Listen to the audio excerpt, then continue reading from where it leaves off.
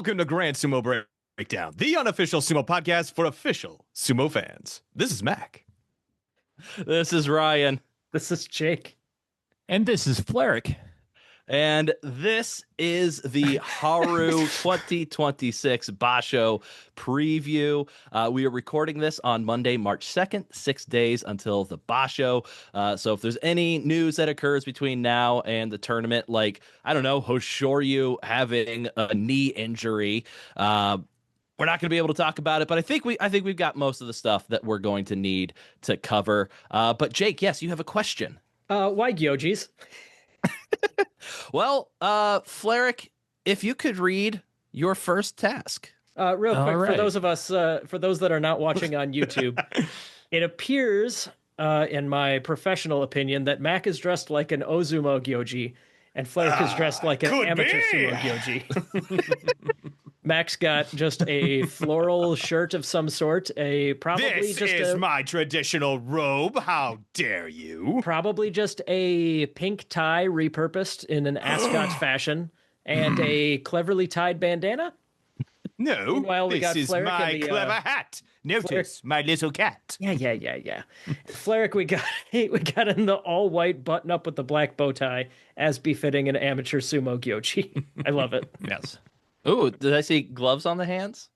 Gloves as well, but no. Yeah, Jacob's mostly right. It's very, very much like the amateur. Because let me read off the task right now that arrived in my mail just like a couple weeks ago. Actually, let's show this off a little bit. These actually were quite pretty impressive, fancy. sir. It has some good Taskmaster font on it, along with a cute little like wax seal to it. Somebody's trying to get us copyright struck again. Hell yeah. YOLO. But anyways, let's get onto this task that arrived to me. Create the most accurate Gyoji. Mac, just Create a the moment, most. Create the most accurate Gyoji costume out of items from around your house. You must wear the Gyoji costume for the entirety of the preview episode. You have until the recording of the Haru preview. Your time starts now. Go ahead, Fleric. Sorry.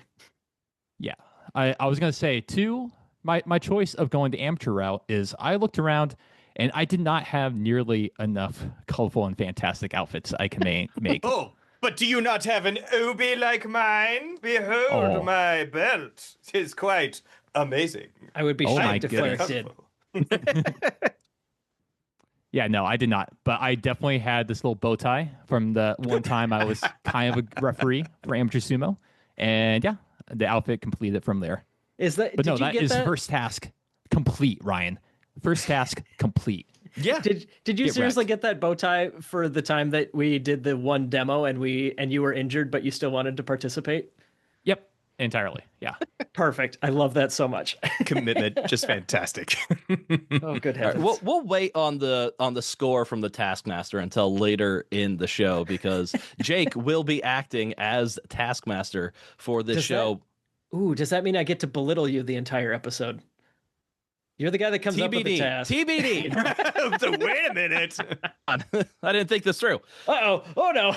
Well, we figure that out. Let's talk about our Patreon real quick. What our Patreon does is it goes into improving our podcast quality and giving back to the fans, like the free t-shirt that we send out every Basho and the trading cards that were sent out between these two tournaments. We have 3 different tiers you can join at. We have the $1 friend of the show tier. It gets a compliment upon sign up, which we have 5 compliments to give at the beginning of this episode, and it also gets you access to the Grand Sumo Breakdown Discord server. We have the $2 card collector tier, which gets you everything in the $1 tier, plus the ability to receive a free trading card whenever we open up a new box. I sent out about 37 cards between tournaments, so we got plenty of people in that tier looking to grab any duplicates that I might have available. And we also have the $3 BFF of the show tier. Gets you everything in the $2 tier, plus an extra $1 for Grand Sumo Breakdown, because you just like us so darn much. Yeah, I'm not really into the card collecting as much, but I really appreciate how every time we do a box like that, not just that Ryan is sending out duplicates, but also there's a pretty solid community of people trading cards back and forth. That Discord is an awesome little venue for people to discuss what they got and what they didn't for the current the current release. Of what I got, if you weren't on the trading card episode, you might notice a new decoration behind me, and it is now my framed autographed Aonishiki trading card. Right up there, right above my framed autographed Koto Sakura card. The new apple of my eye in my collection. Hold on, Mac is frozen.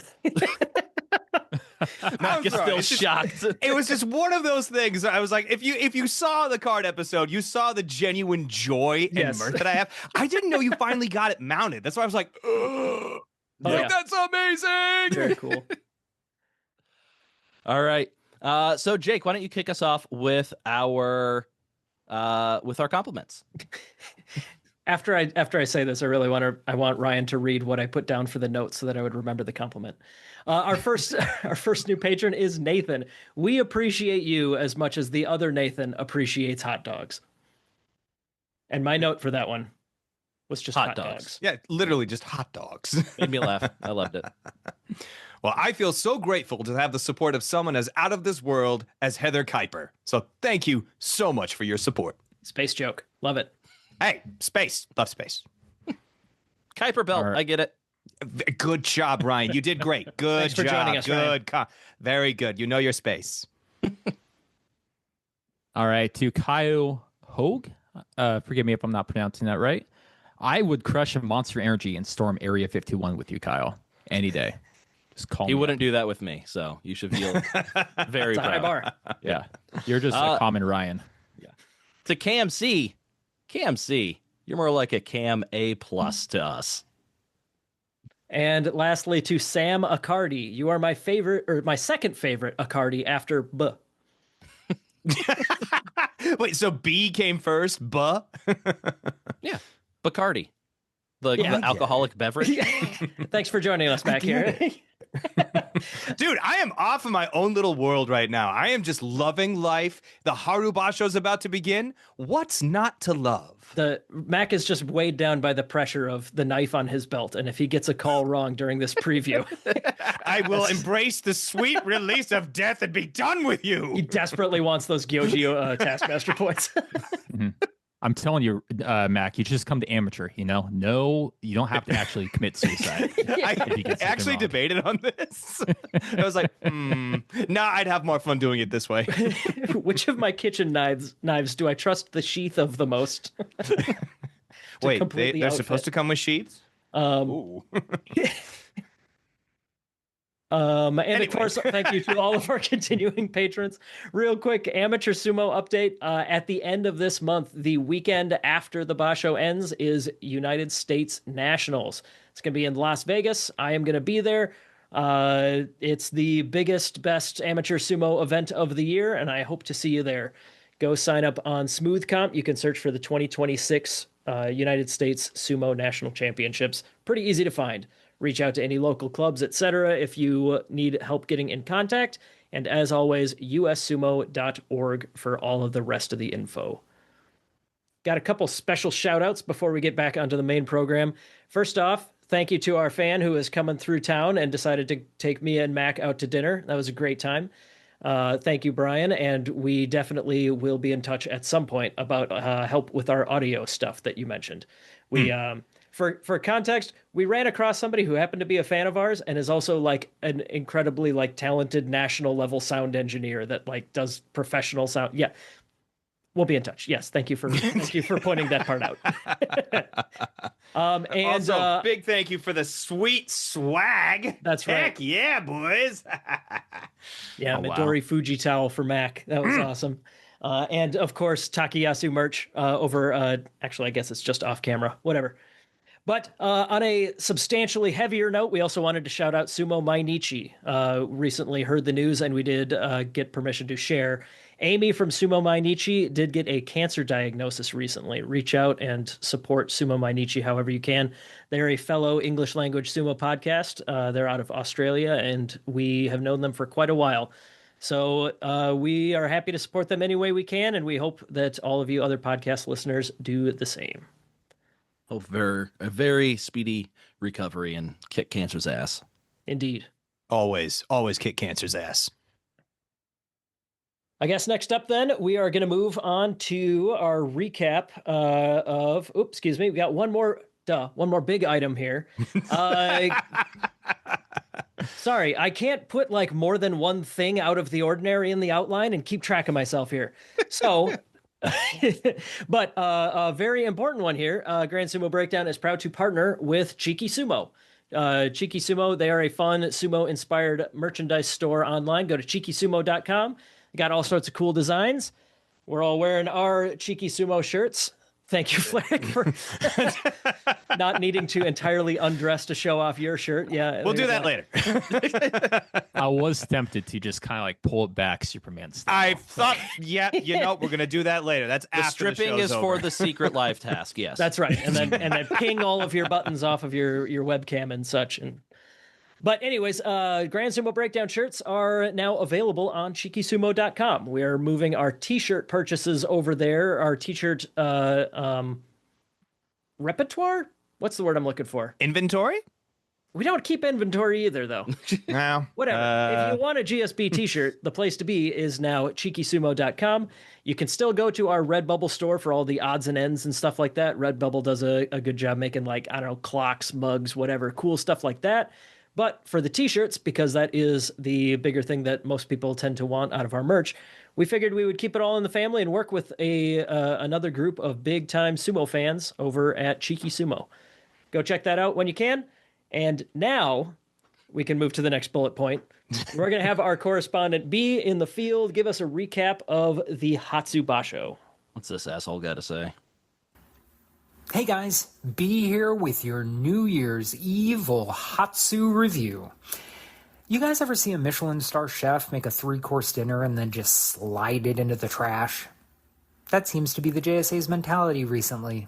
They know how to make stars, but once they do, they fall hard. Look, we're all happy the hot Ukrainian's breaking records and looks like he's going to get a rope soon. Not denying that. But what happened to those 2 Yokozuna you spent all that time and effort building up just to hand out Kimboshi and get wins off of fluke finishes? How about the other OZEKI you've been giving skin of his teeth Kachikoshi to for the last year? It really hit me watching this tournament hearing so many guys referred to as former OZEKI. Is this what Aonishiki's headed toward too? He'll get the rope and then next tournament just start dropping matches to M2s and M3s? It seems like when they call people up from developmental now, 1 in 4 gets some historic level push, and then the other 3 get immediate losing records and have to take crush outs onto the floor in half of their matches. I mean, this was his first tournament, and Hatsuyama gets a Juice Robinson boredom gimmick, except without the winning. Then you've got other guys like Takanosho, who just has no sumo left, apparently. Ura is still that weird Dolph Ziggler-LA Knight combo where he bumps his ass off but never gets to win the big one. And they make Yoshino Fuji the Yokozuna Slayer, but then still give him an 8 and 7. And Shishi, man, I really didn't think anybody could fill the Aoyama-sized get this geek off my screen-sized hole in my heart, but ooh, baby, he's been doing great at it. Anyway, it's just sad what it seems like a lot of these guys have to go through now. I know they've been prioritizing harder and faster styles, guys like Fujinokawa and Asakoryu, so hopefully for guys with that style, it leads to a little bit more parity with the wins throughout a tournament. Maybe the JSA needs some competition to get out of this funk, I don't know. If Hakuho's new promotion ever gets off the ground, maybe we'll get some Sunday Night Wars eventually. Personally, I'm just glad that until then, the guys that he brought into the sport are being well taken care of. See you for Haru. About that, though. About that last point. Oh. We'll get there. Yeah, someday. Maybe. But until then, let's talk about let's finally talk about what's going to happen in the Haru Basho.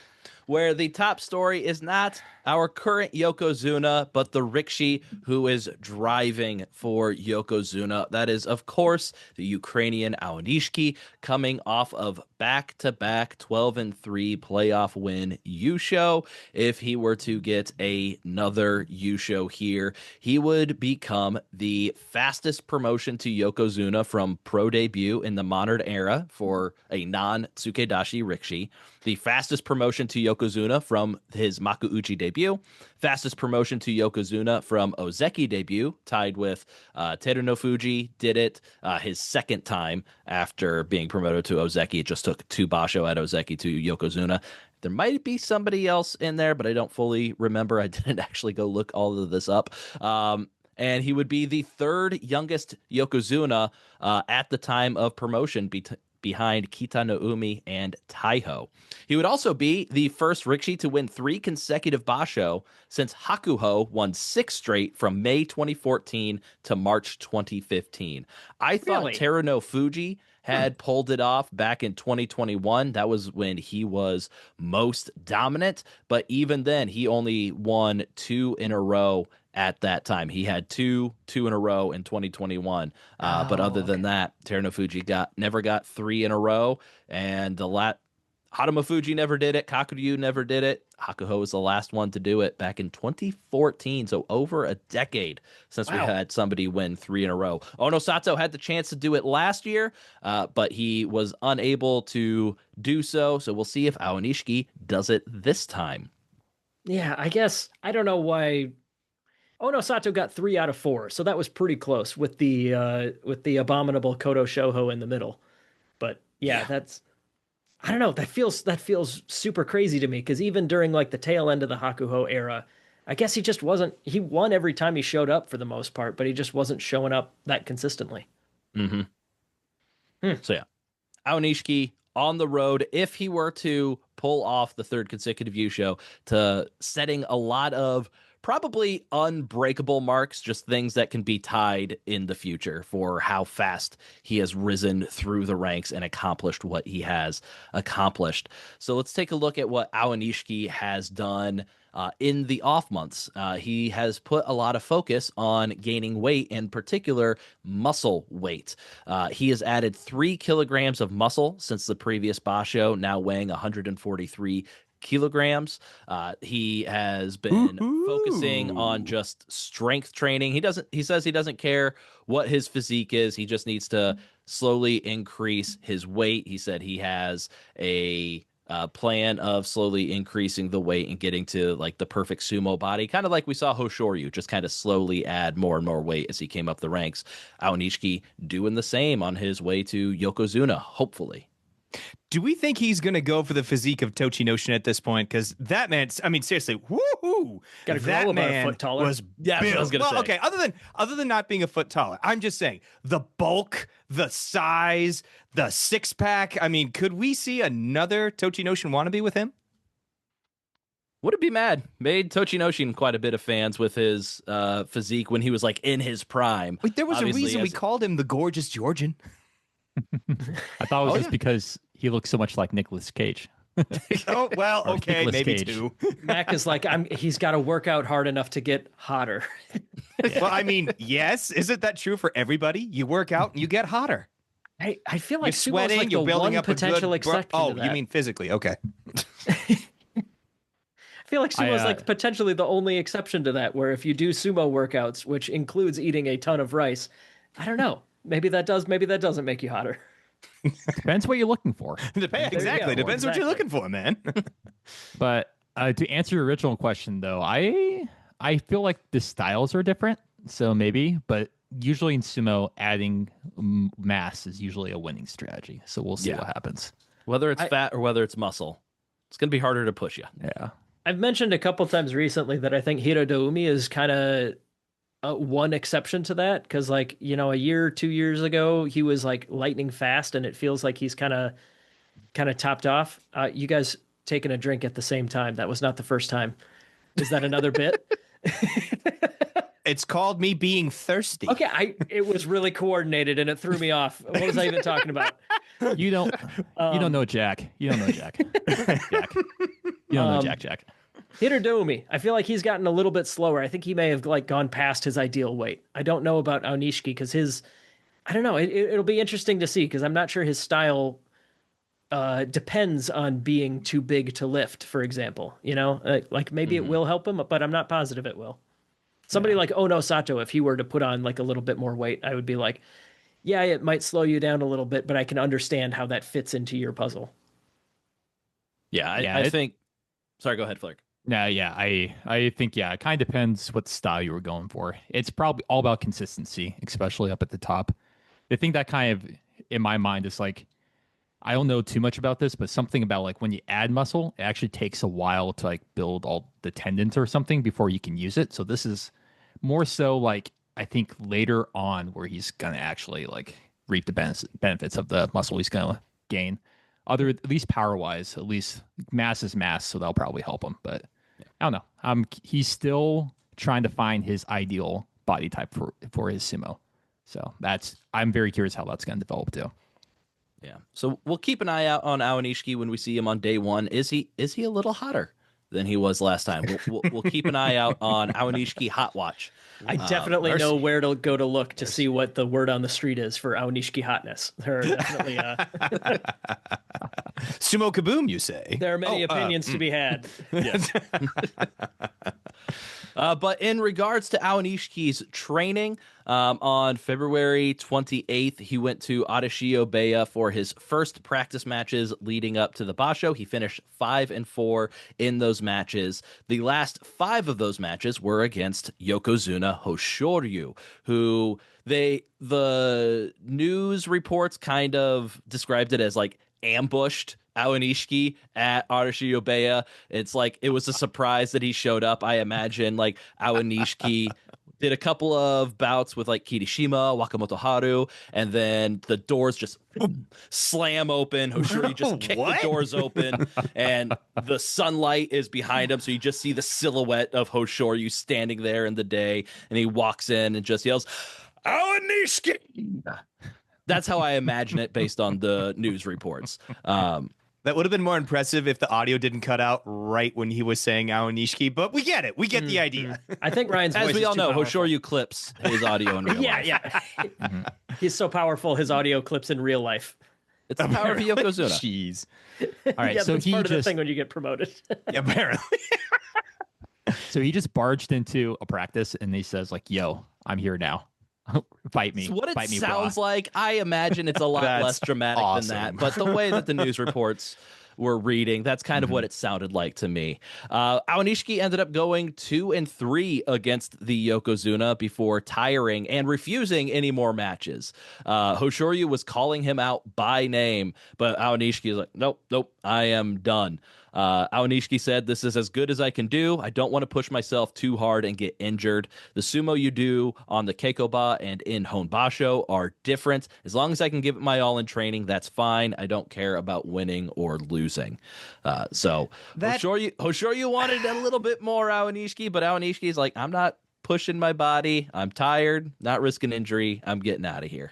I like that. That sounds like very sage advice. It sounds like something my grandma would actually say at that point. I think that's a good idea of doing it. Just don't conserve, honestly. She's always like, no, just conserve your energy, just do your best, and you'll be fine. Finish your lasagna, Mac. I love my, don't you, have you had my grandma's lasagna? Seriously, it's some good stuff. I think that's good. I feel like that feels like saying the quiet part loud. You know, which is why it's like that reminds me of my grandma. She has no filter. She's like, nope, this is I'm gonna say this. I'm gonna say this now. If Western sports teams scrimmaged against each other, that's what they would say. I feel like that's probably not what the sumo people are supposed to say, though. Like, no, everybody rags on Aonishiki that he doesn't train enough. Yeah, like to me, it sounds like if you say that, his strength. I no. If that's what he's saying, I feel like I feel like people are gonna, like, is he gonna get dragged in the press or in other public statements, whatever? I feel like you're not supposed to say that. Like the sumo wrestler ethos to me feels like he's probably supposed to say, yes, every single training match ever, I give it 100%. I'm ready to die on the dohyo every single practice match. No. I'm just saying that's what he's supposed to say culturally, I think. we are seeing a shift in the paradigm. Go ahead, Flair. Nah, I was gonna say good for him. I love it. I actually Thank love you.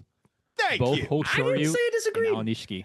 No, I agree with you. It's one of those things where like tradition kind of, I don't know. Like I feel like there is like something about.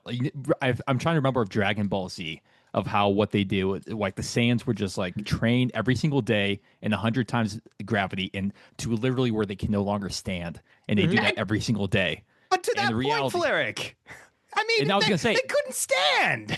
They couldn't. But then actual sports science exists, and where it's you don't do that. You actually have to recover to rebuild the damage, and they actually build more muscle to do better next time. Unless there's some sensu beans. We need sensu beans out there. If we find some sensu bean Chanko, oh my god, be unstoppable. Here's another metaphor that might illustrate to Mac how I feel about this. When you have no more work to do, you still have to look busy, right? Like when you're at work, you gotta like furrow the brow and carry a clipboard around the office, right? Like George Costanza style. I feel like he's sitting at his desk playing a game on his phone right now when he does that. It's not that there was more work to be done. He did the work that needed to be done. But you got to pretend to be busy still, right? You got to pretend that like we all are in agreement, you know, we all like got to look busy. That's the whole point, right? You can't not look busy. And I feel like that's kind of what he's doing here. Maybe he went to the Teppo pole right after this and started just like doing some Teppo. I was about to say, we don't know. We don't know what he did, but he wasn't. But you're not supposed himself. to say, I could see how people could drag him on this one. All right, I got two things real quick on this. One, I trust Aonishiki and his training. This is what he's done. Agreed. He's fine. I'm not worried about it. Also, Hoshoryu, after the training bout, was asked about like his bouts with Aonishiki and like calling him out, and Aonishiki not coming back out because he was tired. And Hoshoryu, he said with a wry smile, "That guy doesn't train." Which the guy who doesn't train is 5-0 against you, Yokozuna. That's a dumb thing to say. Come on. Until you beat him live, you can't say that. God. I like that so much. I think like I said, I kind of love both of this going on right now. I love that Hoshoryu is going like, dude, this guy has my number. I'm going to use my Yokozuna card of where I can just barge into any training and just call out anyone because that's what Yokozuna can do. And that's what they should do. Yeah. You know, they're supposed to like just be like a wild force that just shows up. So I absolutely love that from him. And like I said, Aonishiki, I love him just kind of saying like, I'm good. I'm done right now. I think he has a few things that allow him to do that. One is that he's actually being Ukrainian, I think saves him. I remember hearing from my brother who used to live in Japan for a while. It's like sometimes some of the traditions and culture, all the unwritten cultural stuff, like you get a little pass, like if you're not actually grown up in Japan. So I think a little bit of that is saving him. But also I think the other thing is he is an OZEKI. So he gets a little kind of leeway to kind of start saying no a little bit. So yeah, I don't think either of those. I just love it. I don't think either of those guys would have said those statements if they were Japanese OZEKI or Yokozuna. I think that they would be more ingrained in the culture of saying, yes, I tried my hardest on all of my matches. And then the Yokozuna would be like, yes, he was a worthy opponent. I will take it one day at a time or whatever, you know? That guy doesn't train. That guy, come on, man. Don't say that. Even if you do think it, which is wrong, but even if you do think that, you wouldn't say it. Come on. No. All right. So we've got Aonishiki racing towards history. He's putting on the muscle. He's doing his training. All we got to do is get to the Haru Basho and do the damn thing. Will Aonishiki win his third consecutive Yusho and cap off his historic rise to Yokozuna in March 2026? Who are we starting with? Because I want more time to think. We'll start with Jake. I mean, you know me, when we get to these kind of predictions, I tend to be a bit of a wet blanket, you know, trying to be more realistic as opposed to going with the hottest of all the hot takes. I think I'm right off the bat, I'm rooting for it. But I think I'd give him like, I feel like 1 out of 3 odds is probably the best I would give him at this point. because we got the Yokozunas, we got both of them that are. We're about to talk about them. They whether or not they have anything health wise going on, but like, yeah, I don't know. I'm rooting for it, but I think if I had to pick yes or no right now, I'd say more likely no than yes. I feel pretty similar to Jake. Yeah, it's probably not going to happen, but I want to happen. But I will say the one thing, everything I'm hearing so far from Aonishiki is what I want to hear. So I'm kind of moved up a little bit in my head that this might happen. So, but ultimately, no, we don't get to have nice things. It's not going to happen. What about you, Mac? Comes down to the audacity. The shame! How dare you guys call yourselves sumo podcasters? He is on the rise. He is Ukrainian on the rise, and he's inspiring a fellow Ukrainian. He will take the power of the lion, Shishi. He will have a mighty roar. There will be power. It will happen.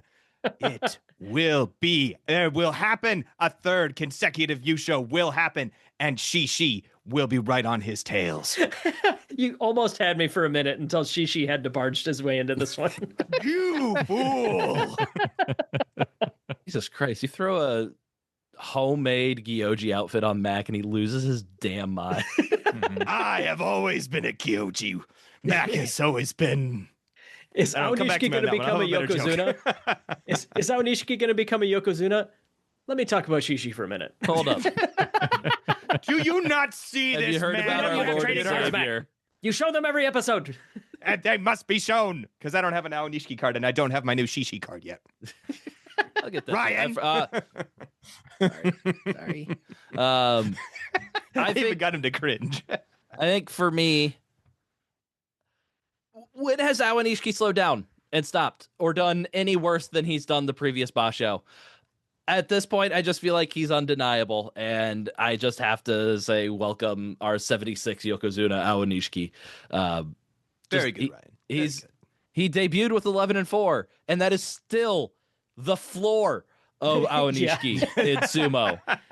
Like, it's been a full year of nothing but 11 and 12 win tournaments. He's just getting better, and at this stage, when you have back-to-back Yusho, you're at OZEKI, and all you do is get better, there's nothing to do but be promoted to Yokozuna. So it's just has to happen. Our Yokozuna could still be not 100% from their injuries last Basho that made them go 10-5 apiece. It could be the perfect storm for Aonishiki to just kind of slide right in there and get the back-to-back Yusho and create a triumvirate of Yokozuna. What do you think about Shishi, though? Oh shit! I mean, Shishi, he went 9-6 last Basho as a double-digit Maegashira. He's up to his career high rank of Maegashira 11. So it's about time for him to shit the bed. I'm pretty sure. You bastard! Just making sure that you guys don't actually agree on the whole thing. Good. Cool. I'm good to move on. I love how when Mac is in the Gyoji costume, he's all about just like roaring like a lion and talking up Shishi at all. But I'm in this all white. His name literally means lion. And I'm in this all white outfit. It's like, I really hope I don't poop my pants. It's blowouts as a baby. I don't have a diaper on. That's not going to work out well for me this time. Oh yes, Mac. Anyways, as good of a transition as we're gonna find from that. Yeah, let's put a button in that one. Anyways, our hopefully recovering Yokozuna. Let's start off with our top-ranked Yokozuna, which for the second consecutive Basho will be Hoshoryu. How is Hoshoryu doing in the off month? How is that knee holding up? Well, at the beginning of February, he won the Japan Grand Sumo Tournament for the second consecutive year. This is a one-day tournament that most of the Rikishi in the top two divisions compete in. Reports say that he showed movements just like he would in a regular tournament, and after the Japan Grand Sumo Tournament, he said he was not affected by pain in his left knee, which is good because obviously he had the fluid drained from his knee. Reports of a partially torn or somewhat torn meniscus in his knee prior to the last Basho that obviously affected him on the dohyo. So we talked about Hoshoryu just burst through the doors at the Adachi Obeya to interrupt Aonishiki's training, to call him out. He did 16 matches at Adachi Obeya. He went 8-8 overall, 3-2 against Aonishiki. He said, my body movements were too good, and I sometimes couldn't adjust my speed. So what? I don't understand. There's got to be something in translation there, but I found like a not Google translated article, and it said the same thing. So my movements were too good? That guy doesn't train. But so yeah, Hoshoryu's body is feeling good according to Hoshoryu, and it sounds like he's looking good based on what happened at the beginning of February.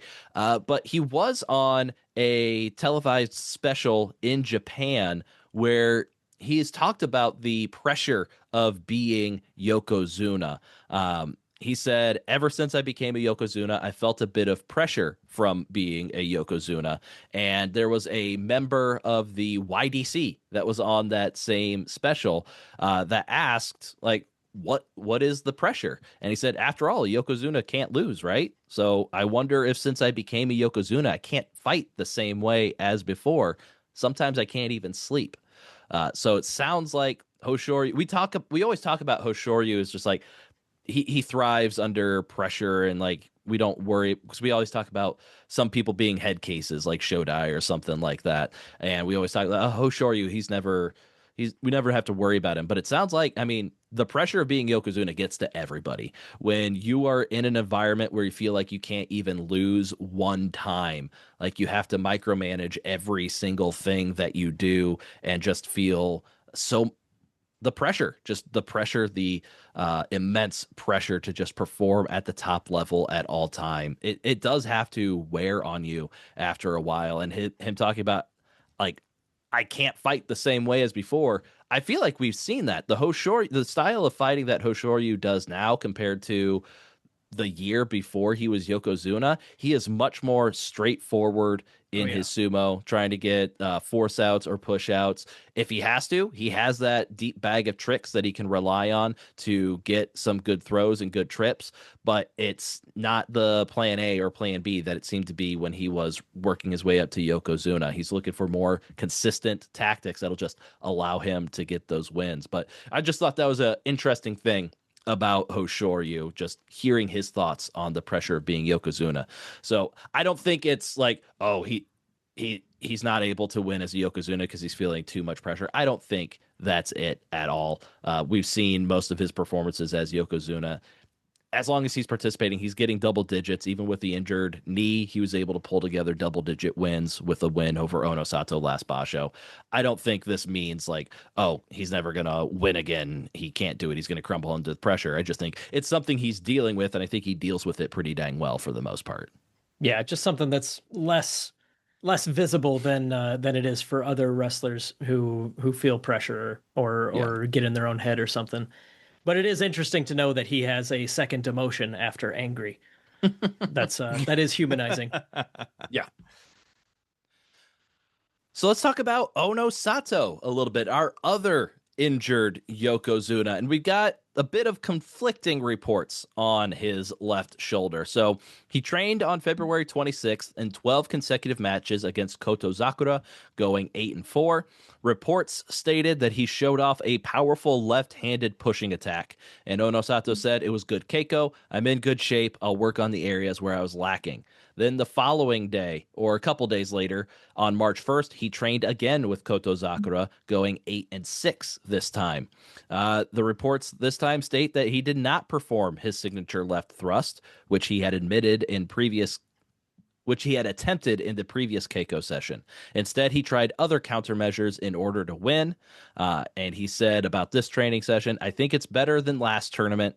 I think it's going to be tough if I don't get my engine going from tomorrow. I know better than anyone what my condition is when I'm at my best. I'll go into the remaining week with a sense of urgency.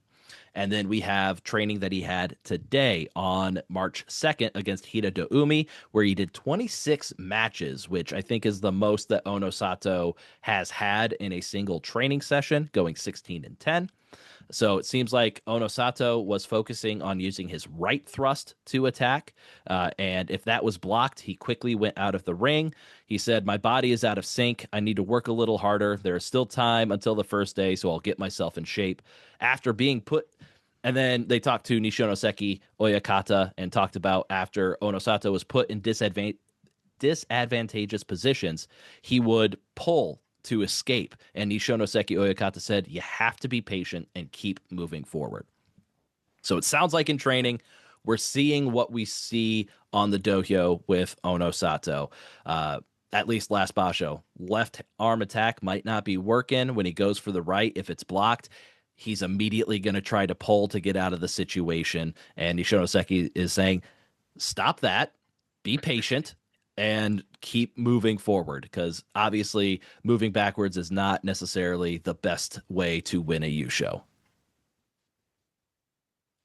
Makes sense to me. But yeah, that is disheartening that it is still a substantial, noticeable issue. I mean, come on. You get your engine going. Look, come on, vroom. Come on, get going. You're a Yokozuna, for God's sake. What do you want him to do? Wow. I want him to Yeah. get his butt in gear. We finally have 3 guys at the top ready to go. We have the rock paper with the HOA. You can't not have the HOA not work at this point. The HOA then fails. You have to have all 3 letters in the HOA to make it work. And what this then? is the O. People This can is the have O. garbage This is the cans of any center. color they want. No, blasphemy, sir, blasphemy. I see that you're taking the fiery approach as befitting a traditional Japanese gyoji. If I can, We're not dealing with regular Mac here. We're dealing with Shikimori Mac. Yeah. I agree with your point though. Like, yes, I want to see that, but like, yeah, it's. I mean, we've referenced it before, and I'm sure we'll reference it many times in the future. But it's frustrating that a substantial shoulder issue that does not appear to be getting addressed with surgery, like maybe it should. I'm not going to pretend to be a doctor that knows better for sure, but it's exactly what happened to his coach at the end of his coach's career. It's so history repeating itself that it's very frustrating to watch. And especially if he does poorly this Basho, if he continues to not get it addressed, that's gonna be very frustrating. Yeah, I'll be a little hopeful about this. It sounded like one day he was doing powerful left-handed thrusts, and I think it's the left shoulder that is giving him issues, right? Yeah. So like he had one day where he did it well, and then a second day maybe it was a little sore, but I bet it was something where he's just, I'm going to try not to use this and try the other stuff just in case it comes down to that. So it's, I don't know, maybe he's doing okay. And it sounds like he's out of sync. So maybe it's just like he took time off to rest and now he's just trying to get back in like his like ring sense back, try to get his body moving in unison like he knows it can. So yeah, sure. Maybe he's just the final tune-ups, and maybe he's looking pretty good. Yeah, we've gotten lackluster training reports from Onosato. I think just the concerning thing is if he is once again unable to use his left, which has always been like his preferred fighting style, then we saw how that worked out for him.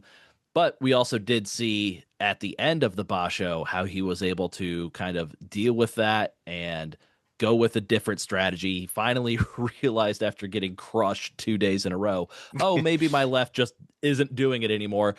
I have another arm, right? Maybe I can try that one. And then all of a sudden, he was just trucking guys again, like we expected out of Onosato. Yeah. So I'm not overly concerned that this means Onosato is going to be 9-6 and pull out, but I don't necessarily think we're going to see like the 14-1 Onosato that we've seen before. I think probably 12 to 11 wins would be my range for probably both Onosato and Hoshoryu. Unfortunately, I wish our top end we could consistently expect like 14-1, 13-2 from our guys. But I think top end for the most part is 12 wins. Yeah, if you're expecting any 3 wrestlers picked at random to all be healthy at the same time, your odds aren't great. Yeah. But yeah, Onosato, so what Ryan mentioned, he had a losing streak on day 8, 9, and 10 in Hatsu. He lost to Maegashira 3, Komusubi, Maegashira 4, and then ripped off against his four of his toughest 5 matchups.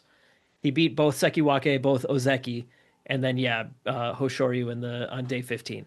So he's, as we've talked about in the past, he's adding wrinkles to his game. He's getting more reactive. He's got more plan Bs, plan Cs, etc. But still, 100% Onosato might only lose one match in a Basho. So yeah, I don't know. I'm worried but hopeful, I guess, is where I'm at. So yeah, Jake, how worried are you about our Yokozuna? Would you categorize them this Basho as Yusho contenders or Kinboshi givers? I would say they're both contenders. Unless something is substantially different. Both of these guys who are smart enough not to say the quiet part out loud definitely have been holding back in training. If Hoshoryu went 8-8, he's either like on the verge of death or he is taking it a little bit easy. Because I know that he's a competitor. If he was fully healthy, he would not be going 8-8 in training matches. If he was fully healthy and he went 8-8, he would hang it up. That would be it for him. I think that it's one of the two things, and I'm hopeful that it's the latter, that he is taking it easy in training, making sure that he is up to speed, up to as good a health as he can be. And same for Onosato. I'm hoping that he's been taking it easy enough for his shoulder to be better than it was at the tournament. And at the tournament, he still, like I said, beat 4 of his 5 toughest matchups by rank. So that's post-injury, like with the injured arm, he still was able to be a Yusho caliber or Yusho contender caliber wrestler based on the opponents that he beat in that second week. I think both these guys are going to be in the running. I wouldn't be blown away if at one, or hopefully not, but even both of them could like re-aggravate something or whatever and need to pull out in the first week. But I think odds are always tough to say that all 3 of these guys will be healthy the whole way through. But yeah, signs at least right now are hopefully they're all serviceable. And I think if you put Aonishiki in the group with them, it's those 3 versus the field. That's like a 90-10 proposition, right? Yeah, it's the HOA for sure. Exactly. It's to Shikimori's max point. If we lose Onosato, it's the ha. It's the ha. That's and you know what that exciting. is? That's a laughing stock. That's if we lose Aonishiki, it's the ho. Can't have that. Nope. If we lose Hoshoryu, it's not funny, so it's no point bringing it up. Yeah. Well, I'll laugh at it, but just may not be appropriate. Anyway. Huh. All right, Mac, Flerick, what are your thoughts on our Yokozuna? See, it got you to laugh. What are our expectations? Yeah, I guess I would. I think when Jake said like yes, they are contenders instead of Kinboshi machines, I feel that's where I'm at. Like they are still contenders, like even with all these kind of niggling injuries they're starting to kind of pile up, but they're still getting the results in the ring, so I'm not going to count them out. I think it's going to kind of just come down to it's just like.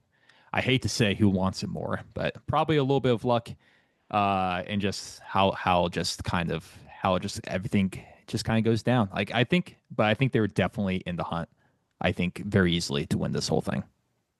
No, I'd echo that as well. I think anytime you're at the top of this, I mean, they're Yokozuna. Like they're all, you can't count them out, even with the injuries. Like you were saying, Flerick, it's like they're still at the top of the food chain. They're still gonna fight. So. Yeah, they're all contenders. I do not see, if I had to pick one as a big Kinboshi giver, it would be Hoshoryu. But even then, it's only to a certain few every single time. So he's not as big. Like I think back to Haru Mafuji. Haru Mafuji was one of those where you're like he's probably going to give out maybe 4 or 5 Kinboshi and then pull out. You're not sure. Of course, I might be totally misremembering here, but with this current crop right now, I think they're all contenders. All right, so if we've got Hoshoryu, Onosato, Aonishiki, we all think that they're top 3 contenders. We're thinking injuries should hopefully be left, for the most part, back in Hatsu. If that's the case, who is our favorite? Are we all saying, well, the healthiest and the guy who's won the last 2 is Aonishiki, so is he the favorite? Not more than 50%, but has the best percentage chance to win. Is it Aonishiki this Basho? I'd agree with that. I don't think it's by a lot. Yeah. No, I think it's good. Sorry, Flick. No, I guess I had to kind of search my brain, and I think it's coming down to that. I really want to say Hoshoryu, but he seems to always never win against Aonishiki. But maybe that can happen. But I think history shows that at least on that head-to-head matchup, it's going to come down that way. And Onosato, I don't know. He scared me last Basho. I'm a little scared. I still think not willing to commit to Onosato right now until he's fully healed. I do feel like maybe he's jumped down from maybe an east to a west as far as the Yokozuna rankings kind of go. So, or Aonishiki. You know, now that we've put this out into the ether, Hoshoryu's going to take a Zensho at this point. Or some random dark horse is going to come up from the bottom. Well, now you're taking it out of the ether, asshole. Put it back. Put it back. No. I don't want to. Say the same thing backwards. I would love a Hoshoryu Yusho so much. It would be amazing. I'm tired of reading Let it happen. When I'm reading all like the Japanese sites and Google does its automatic translation thing for me, I'm tired of all of them saying Yokozuna Hoshoryu still looking for his first Yusho as a Yokozuna entering his 7th Basho. I'd really like for that to just not be at the start of every headline regarding Hoshoryu.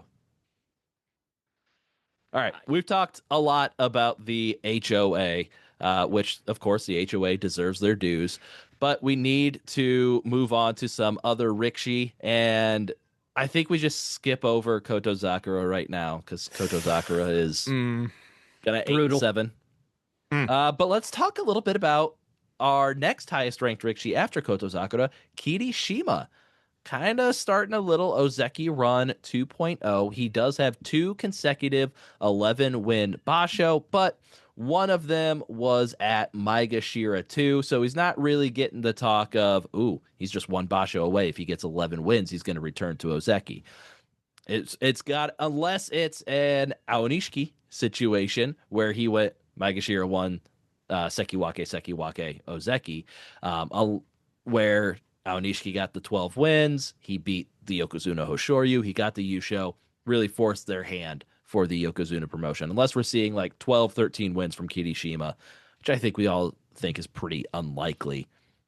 He's probably not getting promoted after this one. So, with that being said, do we expect Kirishima? This is the first time we've seen him get back-to-back double-digit wins since he dropped from OZEKI. So it seems like he's healthy.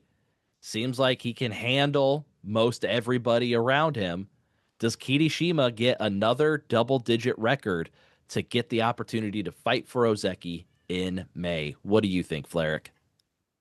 What do I think? My heart says yes, and I think you made a good point. Like, he seems like he's stabilized and he can handle himself around here. I think it's going to happen.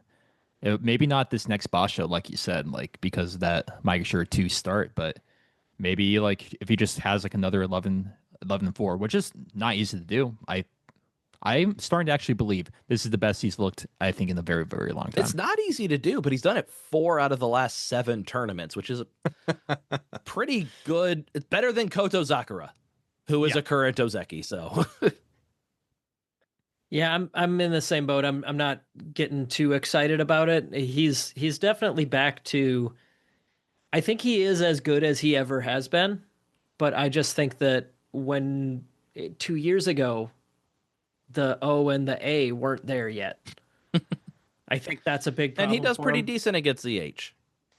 Yeah, but I guess what I'm saying is I think that the landscape has changed. Yeah. I think. I'm sorry that that you're agreeing with me. That yes. emphasizes my point.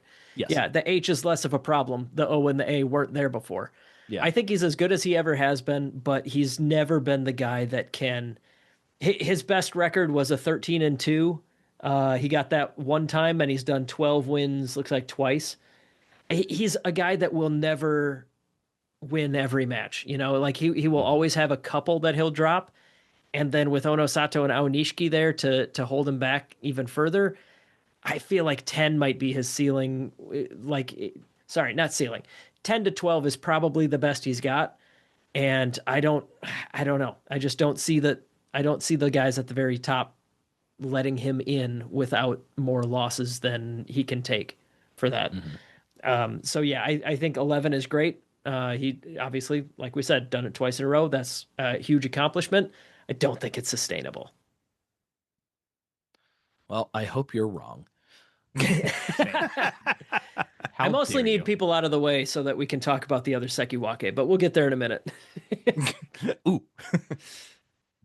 Yeah, I don't have him for later on down the line, but I do have a decent amount he's on for here him somewhere, right? He is. We've thank got God. a decent chunk Okay. for Takeyasu. Scared me for a second. But yeah, Kirishima has been out in training, been looking good. He's always been a training bouts. He's always been about having high number of training bouts, and he got to like 18, 19 the other day. And it's like, I'm not going to be happy until I get 20 bouts in a day. So it seems like he's feeling good, and it was the health that was an issue for Kirishima when he dropped from OZEKI. He was having neck issues, which turned into like he had some shoulder issues and all that. It seems like those are behind him. He's getting a large amount of training matches underneath his belt. So I do feel confident. Like, I think 10-5 is incredibly doable for Kirishima, and I'm setting myself up for disappointment with him. But I'm like 75% sure he'll get at least 10 wins in this Basho. Like, I'm pretty high on Kirishima. And so I'm very ready to be hurt and expecting it. Why do you open yourself up to this? I'm hopeful. I think it's going to go well. There's no way it won't. No way. All right. I love how you're a contrarian, but like in a positive way. Let's talk about a couple of newcomers to the top division. First off, at Maegashira 13, making his top division debut, we have Fuji Seiyun. He is in the Fujishima Beya alongside Fuji Ryoga. He is 28 years old. He debuted in the bottom division in May of 2021 at 23 years old. He very quickly rose to Makushita after going 7-0 in 3 consecutive tournaments to start his career. And then he made his Juryo debut just 2 years after his pro debut, but then missed the entirety of his next 3 Basho and dropped back down to Sandanme with a serious knee injury.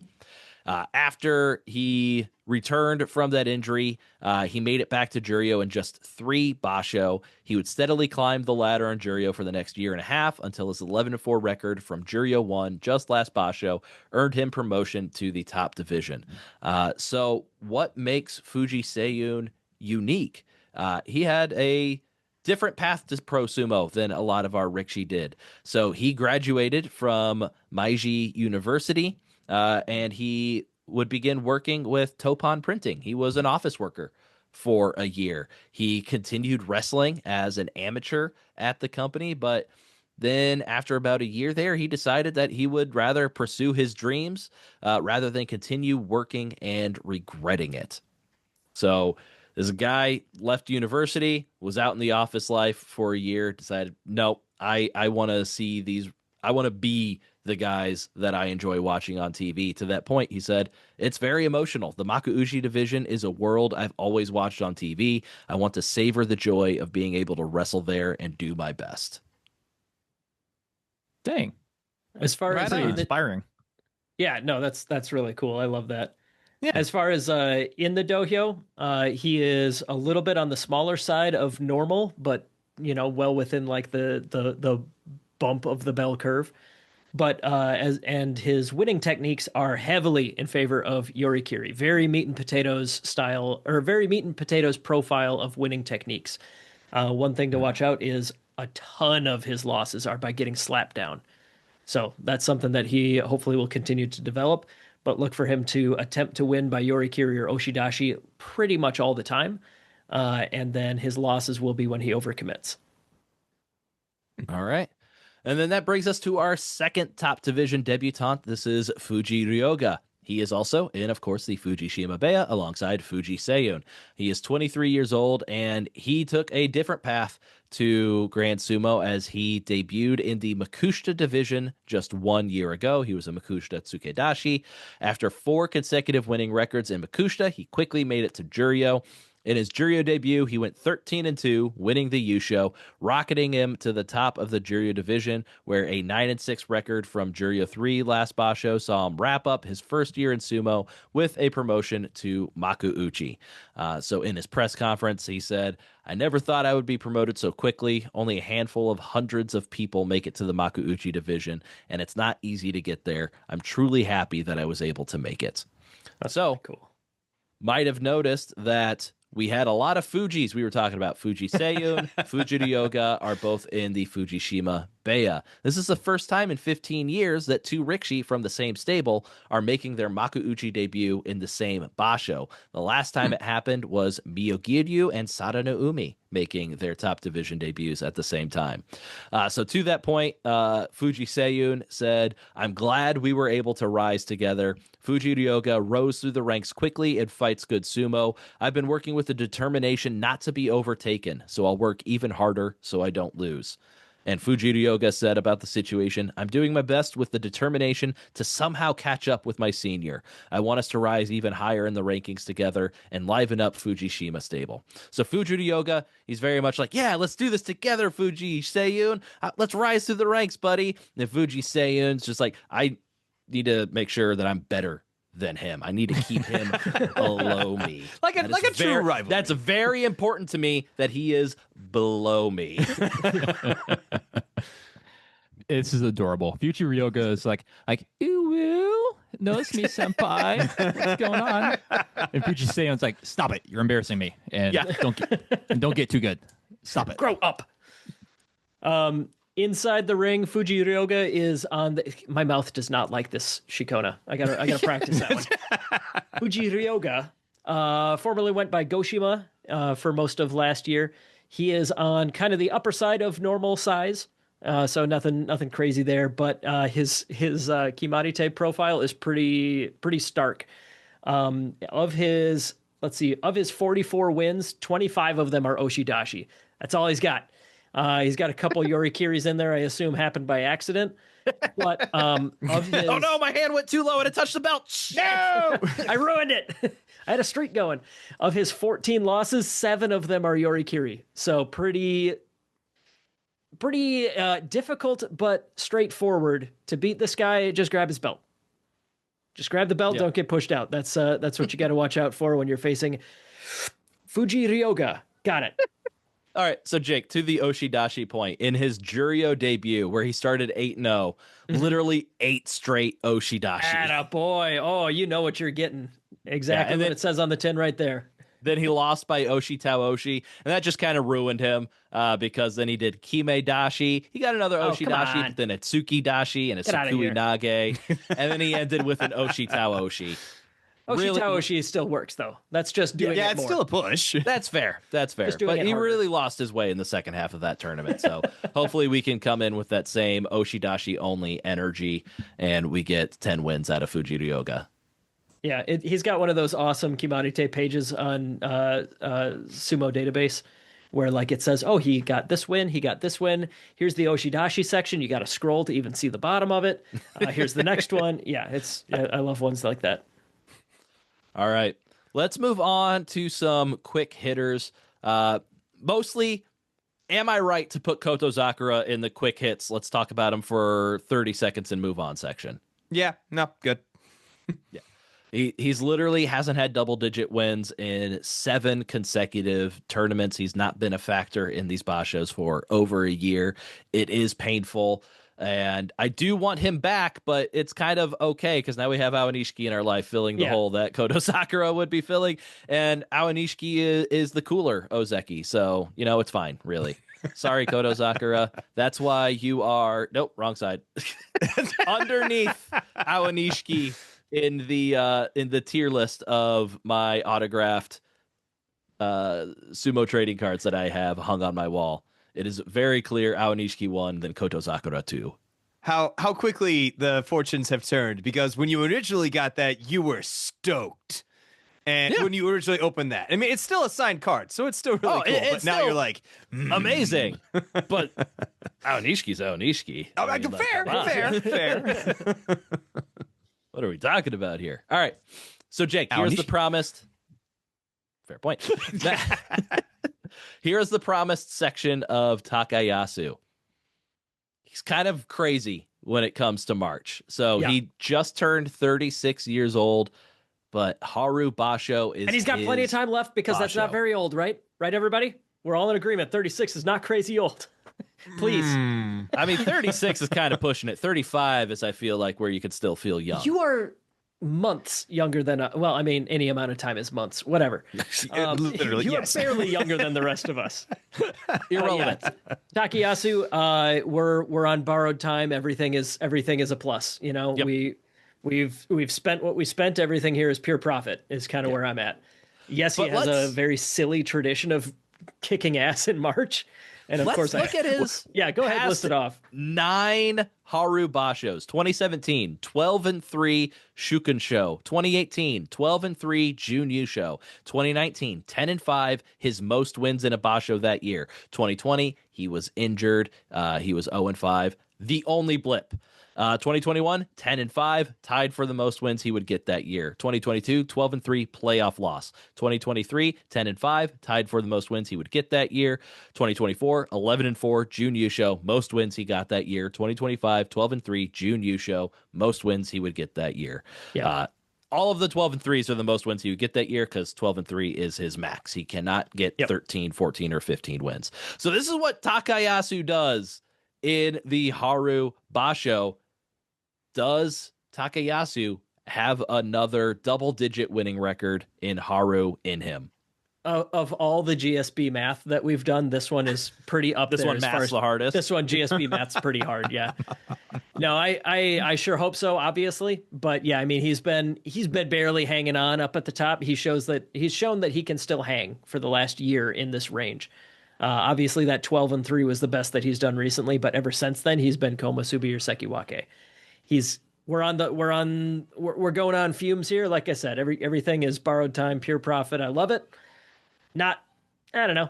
I think that it's time's probably running out. And and by the way, at the beginning of that 9-year run of good marches, Aonishiki was 12 years old. Oh God!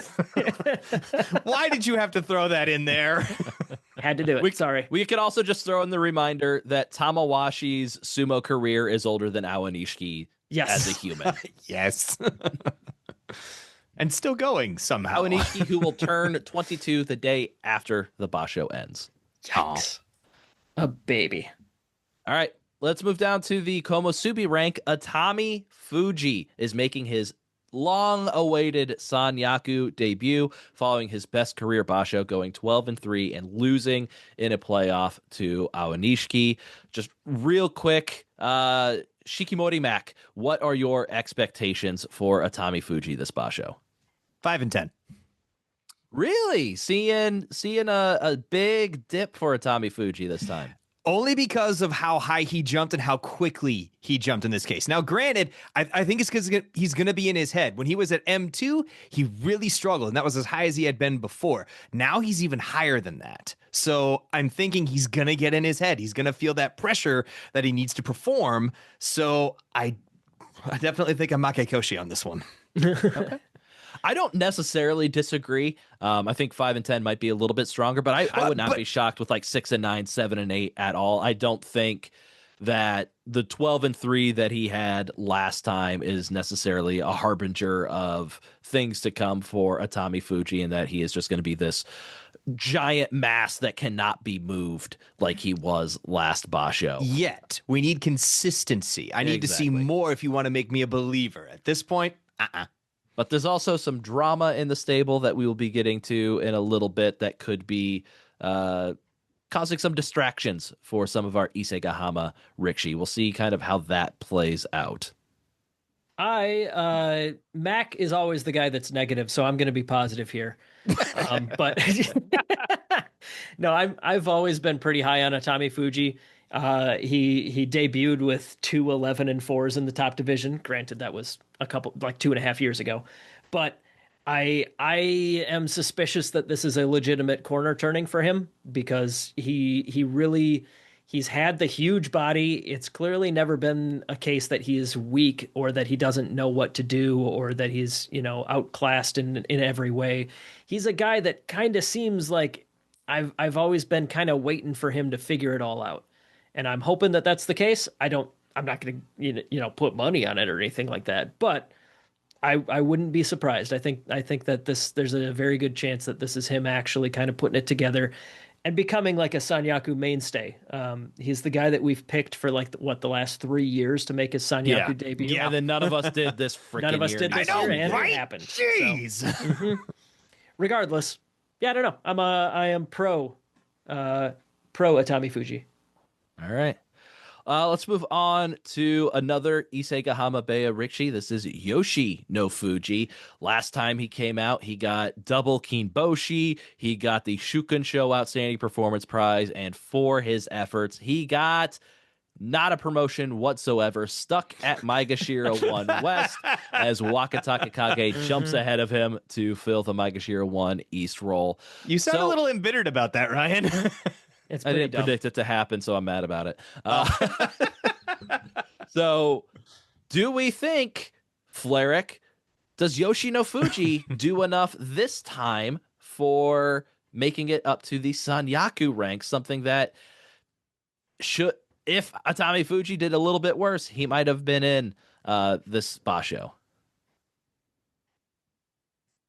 That is tough to say. Mostly because I'm kind of looking up at the Sanyaku and how I kind of think stuff's going to go. He's an interesting one. He is, yeah. I think the thing, when I think of him, he's been mostly pretty consistent, right? Mm-hmm. Yeah, winning records. I don't think it's sustainable for all of the Sanyaku to have winning records. So I think he's probably going to be slow and steady and might get himself a Komusubi slot by just like having another winning record. I guess I'm positive about it. I think it's going to happen. Yeah, you've got Atami Fuji making his Sanyaku debut. You've got Wakamoto Haru, who had a winning record last time, but he could drop out with a 6-9 record at any time from the Komusubi rank. So you got to assume at least one Sanyaku rank is going to open up. And I do think Yoshi no Fuji, like you said, he's been very consistent.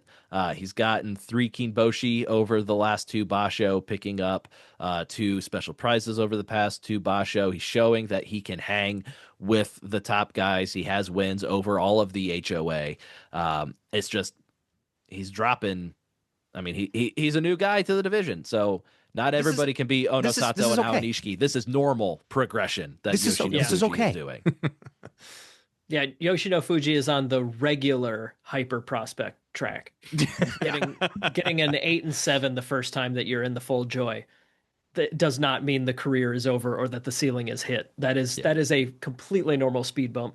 I'm also, I think he's going to be. I would be shocked if he didn't hit Sekiwake this year at some point.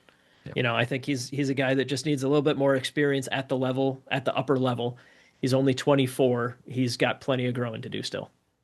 We also chose him as our year-long prediction to actually make it up there. So we need him to get up there. Half of us did. That's what I mean. That's why I said we, as in Jake and I.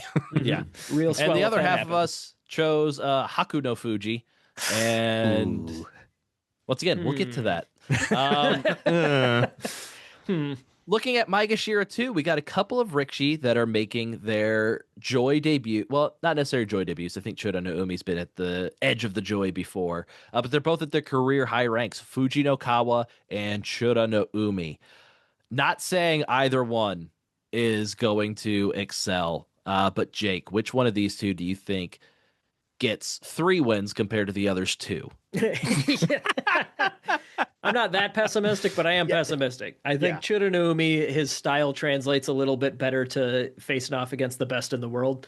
I think Fujinokawa is, I've said this before about many a guy, they're must-see TV, but that doesn't mean I'm picking him to win the Yusho. Fujinokawa definitely has shown a lot of great success. I think he's on the smaller side, a little more speed focused. That doesn't necessarily always translate to success at the top ranks. Not unheard of. I just think it's if purely based on that, I think Tsurunoumi, his style will translate a little better, but both of these guys are probably high round chump picks later on in the episode. We'll see how that goes. I can guarantee one of them, yes. As the person with the first chump pick, I could guarantee one of them is going to be off the board. All right. Well, Interesting. May have to rework some things here. That's okay. I have the fourth champ pick, and I have no idea where I'm going with that. Yeah, yep. That's a tough one in this era. Important to note, we got another Tamawashi update here. He will become the Rikishi with the most career Makuuchi bouts of all time on day 4 when he passes Kyoku Tenho with 1,471 matches in the top division. So Tamawashi is going to be the number 1 guy in terms of most career top division matches of all time without missing a single one of them. That's nuts. Absolutely. Is that record? Is Freaking that record Iron regardless Man. of missing matches? Yes. Okay. So Yeah, not it's only not- will he have the most matches, but he also did it as the longest streak of. He's already had the he's had longest that one. streak, and now he just has the most. Gotcha. Yep. All right, let's do some quick over-unders. Before you do that, I just kind of want to call out. I saw a kind of a headline about the Takanosho, and I think also the stable he's in looks like Minatogawa Bea. And I'm pretty sure this is the one that's where former Takakeisho is becoming the Oyakata for that one. Oh, and the headline is what I saw is Takanosho feels the effects of former Takakeisho's new policy. I'm training with confidence and shows great form at joint training. And as we kind of go look down on it, he says, like, did pretty well. But apparently Takakeisho, he's changed a couple things, just a few things, where he shifted the training to start at 10 a.m. to ensure that everyone has adequate sleep. And now Takanosho is also required to perform all the same basic foundational exercises as the junior wrestlers. So I guess sleep in, but you got to do all the warm-ups that the senior guys sometimes skip. Exactly. Yeah, it's like kind of like sleep is important, so we're gonna make sure that you actually, everyone gets a good night's sleep, so the body can rest and recover.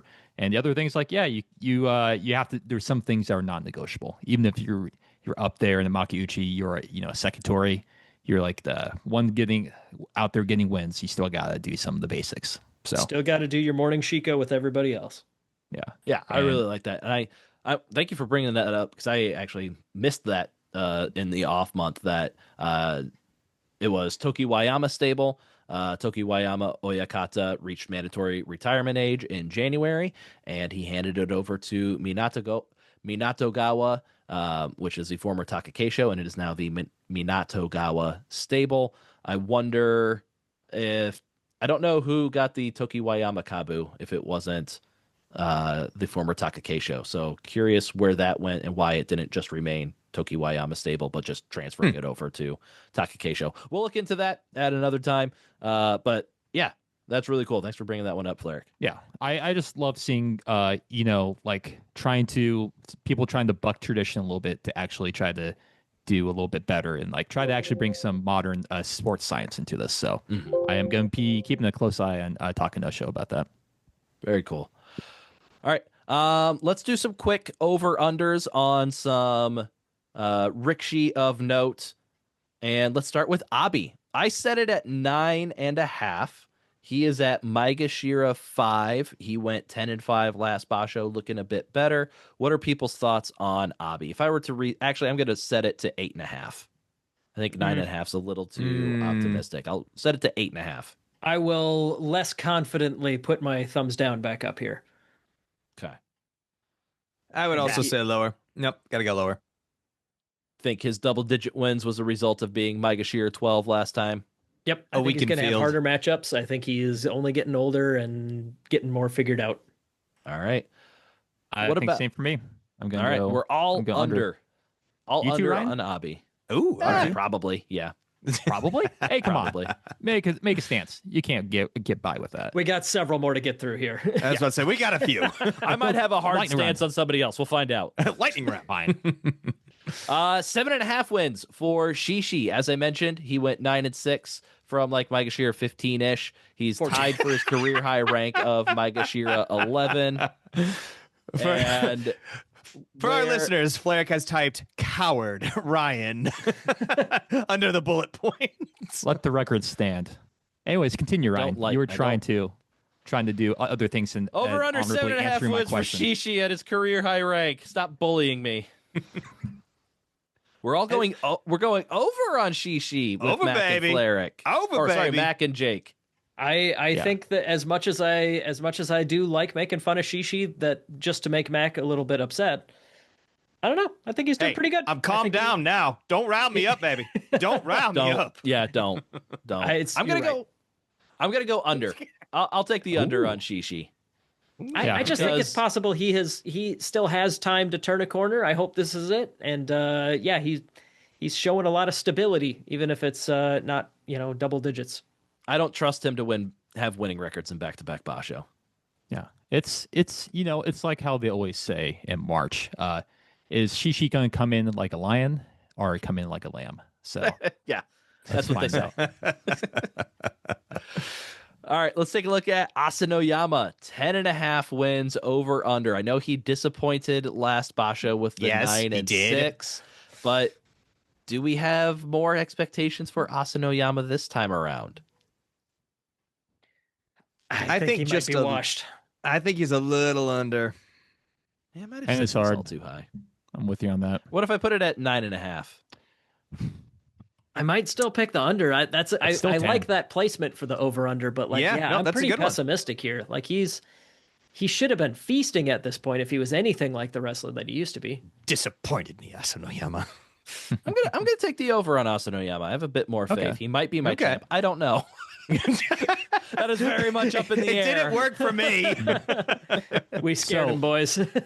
So over like 9.5. That's double-digit wins and probably a special prize. That's what you're pushing for. At Maegashira 12, if he just gets 10, I wouldn't expect a special prize for Asanoyama. If he got to like 11, 12, possibly, but yeah.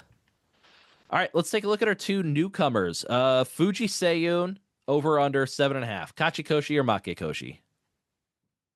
Jake's giving the thumbs up. We're all going over for Fuji Seiyun.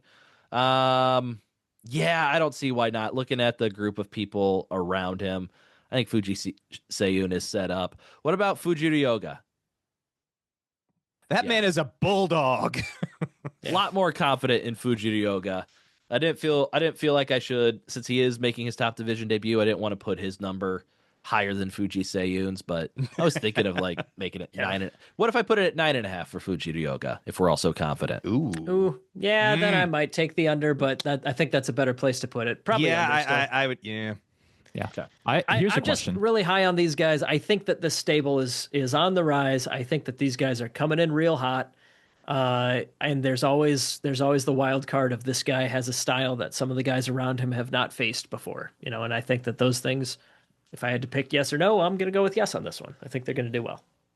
Here's a question. Is the younger or the older senpai going to do better?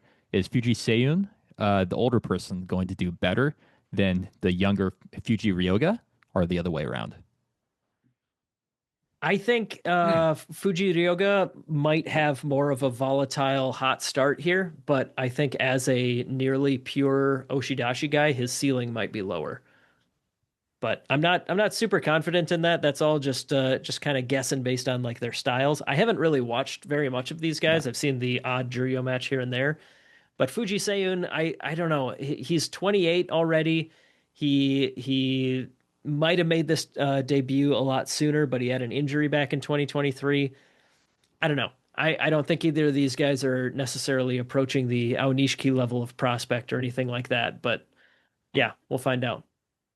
Yeah, I thank you for trying to answer that with data when we don't have very little bit of that. Yeah, very little. I guess we're definitely going off vibes here, and I would just I totally think Fuji Seiyun, the older, has doomed himself by saying, like, I need to make sure that I do better. You're picking by anime rules. Yes, exactly. Yeah, I think definitely that's what my vibes are saying there. But I am feeling that hopefully that they're going to stick around. They seem fun. Are there any other Rikishi that we want to highlight real quick before we move on to depressing stuff? I think there's plenty of guys we could talk about, but we are well over our time here, I think. Yes. Probably move on. Even though I don't want us to, I mean, we need to, but I don't like this story. I don't like this next piece. Yeah, so let's just move on to that. So it did come out in this past week that Teruno Fuji was self-reporting himself to the JSA for acts of violence against his deshi Hakuno Fuji. And the reports have kind of slowly trickled out. We don't have anything official from the JSA. That it sounds like he blasted him in some way, shape, or form with a sake bottle. So what we're getting is allegedly a drunk Hakuno Fuji was harassing, unclear of like verbally or physically, a woman at a bar or an event. I don't remember. And a drunk Teruno Fuji was not happy with this, and he either threw or struck Hakuno Fuji with a bottle of sake. Hakuno Fuji has not been practicing and had not been practicing, but Teruno Fuji states that that was already going to be the case since he is still recovering from an injury that forced him to go Kyujo in Hatsu. Teruno Fuji stated that Hakuno's Fuji injury did not necessarily occur in Hatsu, but as a result of torn ligaments that have been lingering, which is kind of the story of Hakuno Fuji, unfortunately. So just a little, that's what's going on with Hakuno Fuji, irregardless of getting hit upside the head with a sake bottle from his Oyakata. Yeah, he was always going to be a potential what-if story because he's got bad shoulders. When he made his debut, a couple of years ago at this point now, he was an extremely hot prospect, had one great basho as a top division debut, and then needed shoulder surgery, and I think he's had the other one since then as well. But he's always going to be a physical what if, and we'll see how this shakes out. But maybe also an attitude what if. Yeah, I don't know. So we don't know what's going to happen with this, and we won't know until after the basho. The JSA states they're not making a ruling until after the basho, which feels a little. We should probably say something before the tournament, but my guess is, if they're not going to say anything till after the tournament, then my guess is Teruno Fuji's not going to be forced to retire. I could be wrong. That's just kind of the vibe that I get. My guess is they're going to say something like, well, he reported it himself. They brought like Nishiki Fuji along because he was a witness to the whole thing. And Teruno Fuji, like, hey, tell them both what happened. Like, tell the JSA exactly what happened. Don't mince it. So seems like if they're waiting that long, that signals that it's going to be lighter punishments, if anything. Yeah. So we'll see how it all shakes out, how it compares to the whole, obviously, Miyagino Oyakata situation. And he has all of Miyagino Oyakata's Rikshi in his Heya and has given them new Shikona, which apparently has been a thorn in the side of Hakuno Fuji. He sounds like he didn't necessarily want to give up the Shikona of Haku Oho, and that may have been forced upon him. I don't know if that's necessarily rumors or confirmed, but that's some stuff that I've seen. That's strange because Enho kept his, but Enho did keep his, Maybe since Enho wasn't a Sekitori, it wasn't as important to Isegahama Oyakata to make sure that he had it, but everybody else in the lower ranks still switched it to Fuji. So, that is an interesting wrinkle. Yeah, did I hear that Teruno Fuji reported himself? Or he self-reported, Okay. There were witnesses at the event, so don't know how much it was going to come out. Okay. Yeah, it was going to come out, so it's good for him to go in and do it, but like you kind of had to at that point anyways. I don't know that you get a whole amount of brownie points for that when a bunch of other people already saw it and it wasn't you weren't going to keep it a secret anyways. I would say probably not public brownie points, but I do feel like the Sumo Association in the past has kind of liked it when you come forward yourself. So we'll see what happens. Stop drinking. I know that's gonna fall on deaf ears, but maybe drinking isn't necessarily the best thing all the time to get super drunk and hit people with sake bottles. We've seen how that happens with Yokozuna in the past. The guy in charge here is younger than us, and that feels weird. That does feel weird. I don't feel like I would be nearly well equipped to handle a bunch of drunk 20-year-olds. Also, I mentioned this in our Discord server, but I think we need a rule that Yokozuna should not be Oyakata. It just doesn't turn out well. At least it hasn't been over the past decade or so. Takanohana, that could have went south. Hakuho obviously went south. Terunofuji has this. And I know there's still some Yokozuna that are acting as Oyakata, but it's just not turning out well for a recent batch.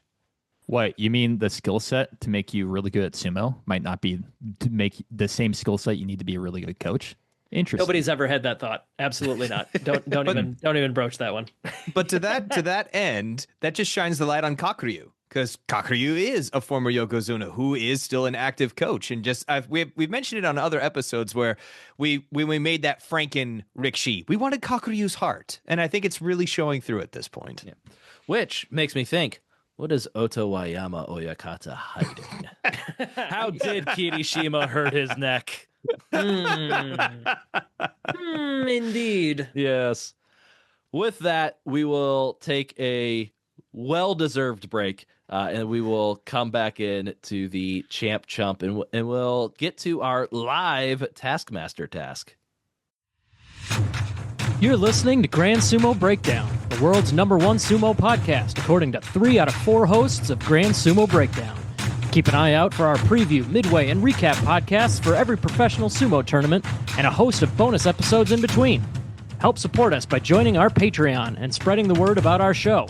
Every penny we raise is reinvested in improving our podcast.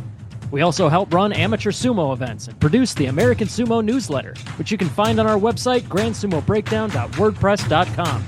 Reach out to us on social media if there's anything you'd like to learn about sumo or if you'd like to try it yourself.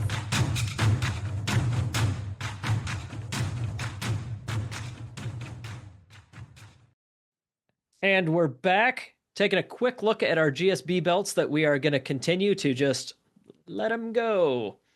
No good ideas struck us in the 5 minutes before we were recording tonight, so we're also unwilling to stop it. Yes, unwilling to commit either direction. The GSB Winners Belt, the one that made it all the way to the top and then started working its way right back down, is currently on Tobizaru at Maegashira 13. Which unexciting because he ended at Maegashira 13 and stayed exactly put. Boy. Great. More exciting news, the loser's belt is plummeting. It is That's going what we over, want, right? Mm-hmm. So the loser's belt is currently sitting around the waist of Asao Bora, who is he was Sandanmei 56. He is now Jonidan 26. We are second division from the bottom. This one is going to keep moving. This one has been making the big jumps in between the Bashos when the promotions happen. During the Basho, it'll bounce around a little bit in Jonidan and hopefully end up on somebody that's at 0-7 to go further down into Jonakuchi. We'll see, but not super exciting right now. As always, open to ideas if anybody has a fun new gimmick for us, but nothing super exciting there. All right. Before we move on, I really want to just call out how much these white cotton gloves just kind of suck. Like I've been trying to open up like this can of pop and like the seltzer and with this marker. Heck, if I want to even like pick my nose like this, I have to take it all the way off to get in there. This is just awful. Open the can now. Open the can now, you fool. Do it. No, it's too late. I can only do one task with them off. No, I just want to call that out. This is I don't know how these amateur Gyoji do it. I was about to say, are they sweaty in there? It's a proper punishment then. It's actually keeping them quite moist and moisturized. That part's I don't pretty know good. if that's what you want. Sweaty hands. Anyways, continue, Ryan. Yes, thank you. With that, let's move on to our Champ Chump predictions. And I think actually we have 2 losers from our previous one, Fleric and Mac, that are fighting to see who's going to get the chance to pick first for the champ this Basho. And I think we have the perfect tiebreaker. Jake, we've been sitting with these guys in their respective Gyoji outfits for the past hour and a half. Yes. And I think your time as Taskmaster to judge who gets 2 points for the Taskmaster and who gets 1 point for our whole Taskmaster series for their Gyoji outfit. And whoever gets 2 points, I think, gets the right to pick first. Okay. I think on this one, I definitely anticipated that was going to be a thing that the white pants, dang it. The white pants, too. Well done, sir. I will say I was about to pick Mac right there, but so Flaric definitely went with the lower degree of difficulty, but also has probably a higher completion rate. Like, you know, he executed his idea better, but that idea was the easier of the two. Mac, stand up and give us a spin while Flaric has a moment to comment. Okay, I will say the task said create the most accurate Gyoji costume out of the items around your house. Most accurate. Is that the exact thing? Sumo. That is the exact wording. It is so good. I even have the dangly bits here so you can actually get the fronds. This is awesome. You do have the wrong kind of fan, though. To get this. I deserve to get this. Ha! Oh, he's not even wearing his headphones. I can't hear you. I don't have my headset up. Yeah. Say that again. We know. I said he doesn't have his headset on. He can't hear us. Correct. You are correct, sir. The white pants really does it. Flaric, are you wearing white socks? No socks. Oh, I am wearing white tabby. Oh, dang. The picture I saw. That's really good. The picture I saw of an amateur ref, he had no socks on. So if this wasn't for literally a tiebreaker, I think I would make a strong argument for a tie on this one. But since it is the tiebreaker, I think I got to give it to Mac. I really appreciate Flaric's outside the box thinking. But Mac, the higher degree of difficulty really put that one up. Gotta say, thank you. the full on yukata with the obi. I don't even understand the thing that's going on your head, but it works. Well, so it's, you know, in the hat. No, I don't want to either. Okay. I don't want to either. Like, this was kind of fun to figure out. I was like, too perfect. Sorry, Flack. I got to give this one to Mac, but I will commend you. It was very close. I just want to say, if both of us went into a dojo ring, I think one of us is going to look a lot less ridiculous than the other. Yeah, but that's because Mac has never attempted to be a gyoji in any actual live sumo match at all. Also, yes. But I'm trying to fix that. Flaric would very quickly know what he's doing. So yes, that. But that wasn't the task. I hate this result, but I do commend that Mac definitely has quite the outfit and that he has going on. Well played. And here I am fumbling to It is a kitty cat. That's why I said, do you see my cat? Now I get it. All right. I give Mac the tiebreaker. All right. Thank you. Mac, who is your champ? Gotta go with Aonishiki, our Aonishiki. Okay, I'm going to stop there. Thank you. Please do. I hate this. All right. Let's go to Flaric. Can I also take Aonishiki? Ooh. Hold up. Wait, whoa. Get out of here. No, I'll take Hoshoryu. Mr. Hater of all ties. I mean, obviously, I'm taking Onosato, but like, it is a slightly more difficult than otherwise. Like, but of course, I'm going to do it. The plus side about Hoshoryu Onosato, if they are injured and they pull out, it'll probably be pretty quick, and we'll have it. And that also means we'll have a day or two to analyze like who else we think is good. So picking Onosato as a Yokozuna, easier pick than if he was an OZEKI. That's for sure. Yeah. Shit. I know this. I know this feeling, Ryan. It sucks. I'm between two. I was initially thinking Asanoyama might be in this conversation, but I don't think he burned me. And I think I know which direction I'm gonna go, but I'm not super confident in it. The two that I'm down to is Kirishima, who I feel pretty decent, as I said, getting double-digit wins and making another step towards regaining OZEKI. Oh, but a third name enters the ring because I forgot. It is March. Ooh, there is Takayasu. It is Takayasu. I can never believe in Takayasu. I know now's the time to do so. The math. I know, but I also, my main reason for why I'm going with who I'm going with is to avoid giving you guys a bunch of extra bonus points. And so I'm going Fujiryoga and hoping the little bulldozer at the bottom of the Bonds-K can pick up 10 wins and a special prize and do just good enough for me to kind of hopefully get the best chump and come out looking decent in this thing. So we're going Fujiryoga. Cast, yeah. Which circles back to me, and I get my choice of the 2 Maegashira 2 Rikishi, and I like Fujinokawa a hell of a lot more than I like Chura no Umi, and I don't want to cheer against him. So Chura no Umi, come on down. Okay. Ryan. I with the second chump pick, I don't want to take Fujinokawa. I understand why Ryan brought that one up before. These guys are getting promoted to the Joy with decent sized promotion, so it's a very different set of opponents for them this time around. But yeah, I don't see Fujinokawa completely blowing it. I could see, I don't know. I think everybody up in the very top is kind of risky for blowing it versus doing okay. I don't think there are any super obvious choices at the bottom necessarily, but I do think that Koto Ueho coming back from Juryo, not necessarily impressing the first time that he was in the top division, I think that's an appealing pick. I am going to take him, but the only other one that I was kind of thinking was, what if I roll the dice exactly the opposite of Ryan on Fujiryoga? That could be fun. I'm not gonna. I'm going with Koto Ueho. No, you should. Do it. It would be fun, but that's it. It'd be a fun way to probably lose. Okay, that means based on the tiebreaker, Fleric, now you get the first chump pick, and then Mac will take the last one. Yep. All right, I hate this. Interesting.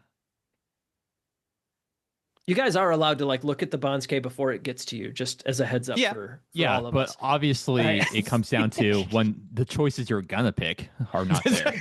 Yeah. It's one thing to just talk about it. I'm more into a little looking around. That teasing might be more directed at Ryan, who knew he had the fourth champ pick, and there's 3 obvious picks.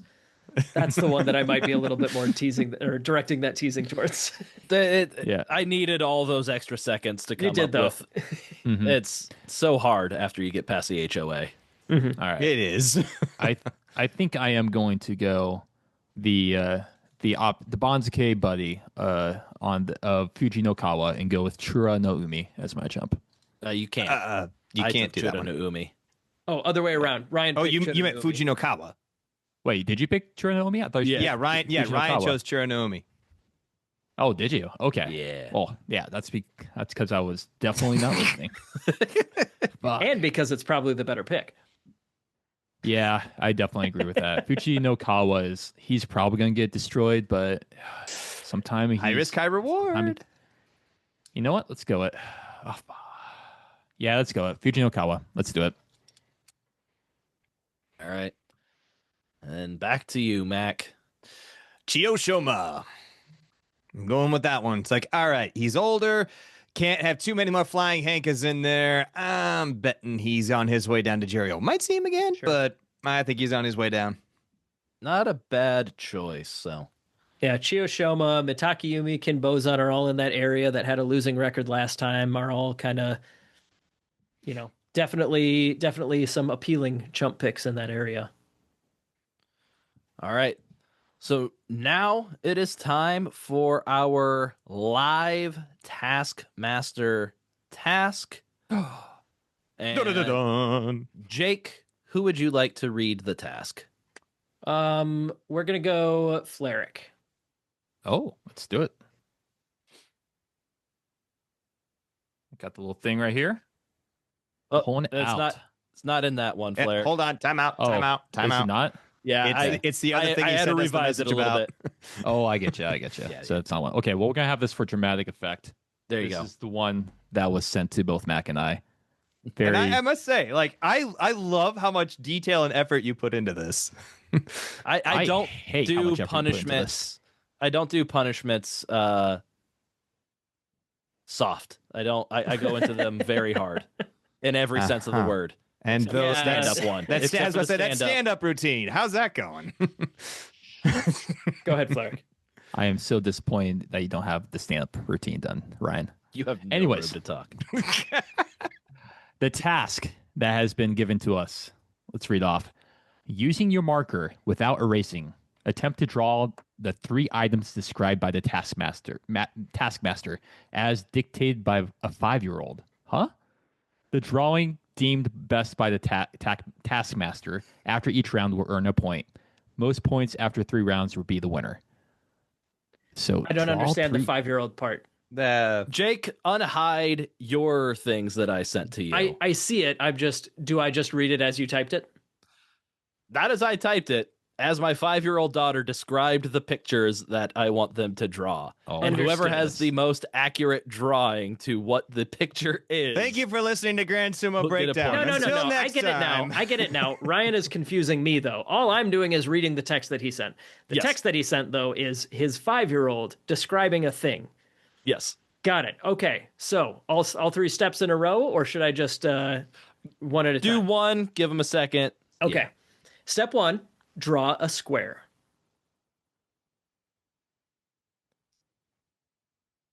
Step 2, draw a full circle. Why is it spelled that way? Because that's how she said it. But you know what? Okay, fair enough. And step 3, draw 2 lines. All right. And Jake, unhide the picture so you know what they were supposed to be drawing. They were supposed to be drawing the aerial view of a dohyo. Let's see it. All right. Let's see your pictures. And it was without picking the pen up. It was not without picking the pen up. I think I might have done well on this one. You did actually real well. I thought it was without picking the pen up. I was like, okay. I heard that too. What part was that? There you It go. was without erasing. Yeah, without erasing. Oh, okay. Oh, that's what it was. Okay. I heard But it this that way is the too, Matt. picture But yes, that I gave to my 5-year-old daughter to describe. A full circle? Hey, she's 5. there's the Okay, off her 5-year-old back. part. What are you trying to say? What are you trying to say, Flarick? I'm just saying that I think she needs the full circle could go many different ways. Yes, indeed. All right, who gets a point for that one? I mean, Flarick clearly gets the point for that one. Yeah, no, totally. Let's go. Ryan was, Mac was drawing some sort of farm implement, I think.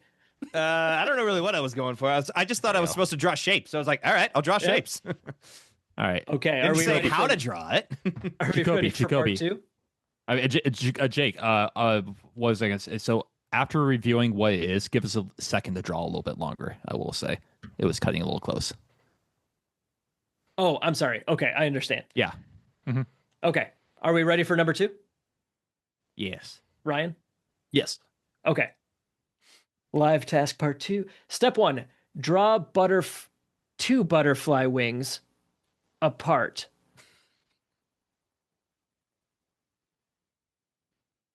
I have guesses, but I am only looking at this one line at a time like you guys are.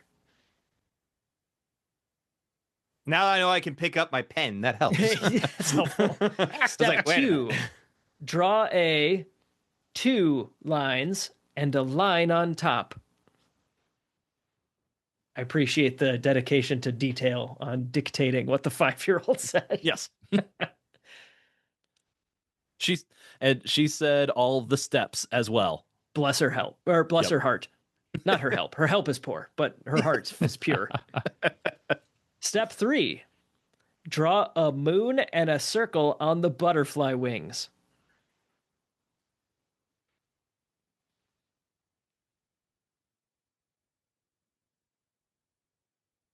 All right, we ready for step 3 again? Step 3 again. 5. Draw She's 5. draw a line that bumps up and bumps down. So did you hand draw the things that you were showing to her, or did you have Yeah. references? Okay. I hand drew it, then I'm like, hey, how would you tell somebody to draw this? Got it. Okay. All right. And then if you're ready, the 5th and final step is step 4. Draw tiny, tiny lines sticking out on the back. And we'll give them a minute to go over that, to draw your tiny, tiny lines sticking out on the back. When was this, by the way? Was this, when did you and Riley get together for some drawing? About 3:30. Okay, that sounds right. Oh, man. This one, I actually guessed incorrectly. I'm not saying it out loud, but I'll tell you after we do the reveal. But yeah, I did not guess where this one was going. Actually, pretty well done. I'm ready. Okay, Ryan, you want to show, or actually, no, Mac and Flair, you got to show us first. You show first. That's Flair, what you got? what I was guessing was going to be. Yeah. But I was just trying to go with what. Back it up a little bit. Back it up so we can see it a little bit more, Flair. So There this you is go. the belly bumping down, or this is the thing line bumping up. They're two bellies, which is what I was going for. I see what you mean. I mean, Ryan, go ahead and show it, but like, yeah. Mac clearly got this point. Mac understood what it was from the butterfly wings. As soon as I heard the butterfly wings, I was like, and then the two lines, I was like, wait a minute, I know what this is. You know what I thought it was? I thought it was going to be a Shiranui Yokozuna belt knot. Ooh, that would have been very hard for a 5-year-old to describe. No kidding. All right, I'm very curious to see what we come up with our final drawing as dictated by a 5-year-old. Okay, this one is going to have, let's see, the last step is step 5, but I think it's the 7th. So we're going to go through them one at a time. You guys ready with a clean sheet of paper? I'm just drawing in the corner. All right, draw a circle. Step 1, we're starting awfully similar to our first drawing. Mm-hmm. Awfully similar. Step 2, draw a bigger circle. Feel like you guys can handle that so far.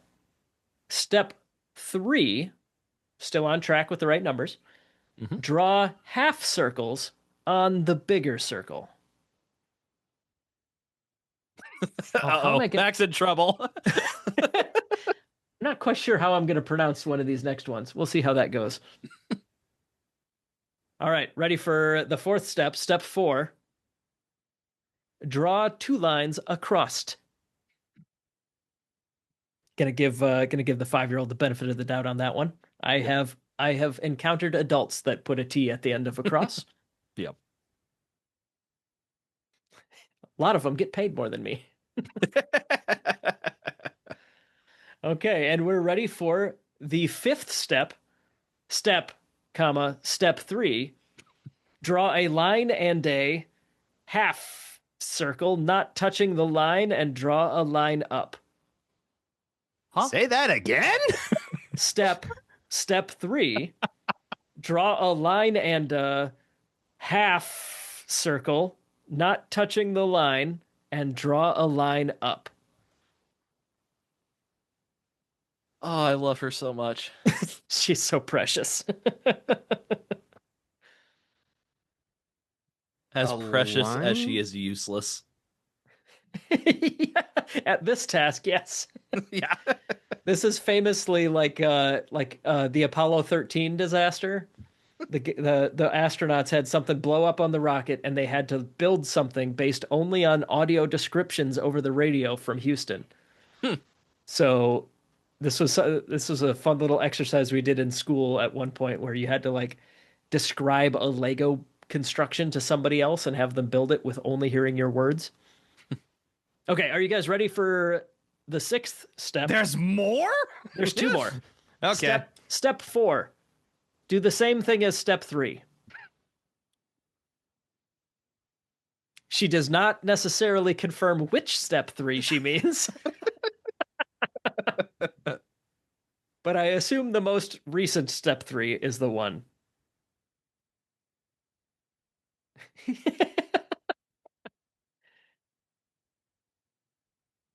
Oh man. This is a good one. I like it. Thank you. I'm looking forward to Sam being able to describe things with such alacrity. Yeah.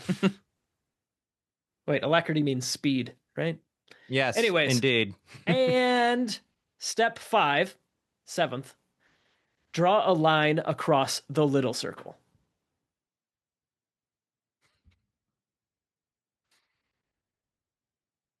Now, in defense of whatever you guys are about to show me, she did a god-awful job. No, she did Just bad here. Absolutely awful. Very 5-year-old on this one. Yeah. All right, Mac, Fleric, let's see what you got. A perverse TIE fighter. Huh. You know? Better than I was expecting. Fleric, that's about what I was expecting, yeah. Yeah. Some kind of scale of justice, but can also cool you off on a hot summer's day. Jake, I don't know how you're going to judge this one. I don't either, man. This one was supposed to be just a stick. Okay. Oh. Can we go through the steps real fast while looking at what Ryan has on the screen? Yeah. Draw a circle, draw a bigger circle, draw half circles on the bigger circle, draw 2 lines across. Step, and then here's where step 3. Here's where we lose it.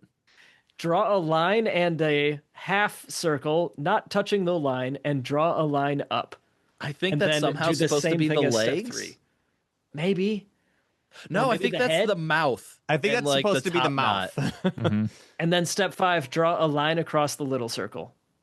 Which, that one does not make sense. No. That's why I went back to the original little circle that we drew there. I was like, okay.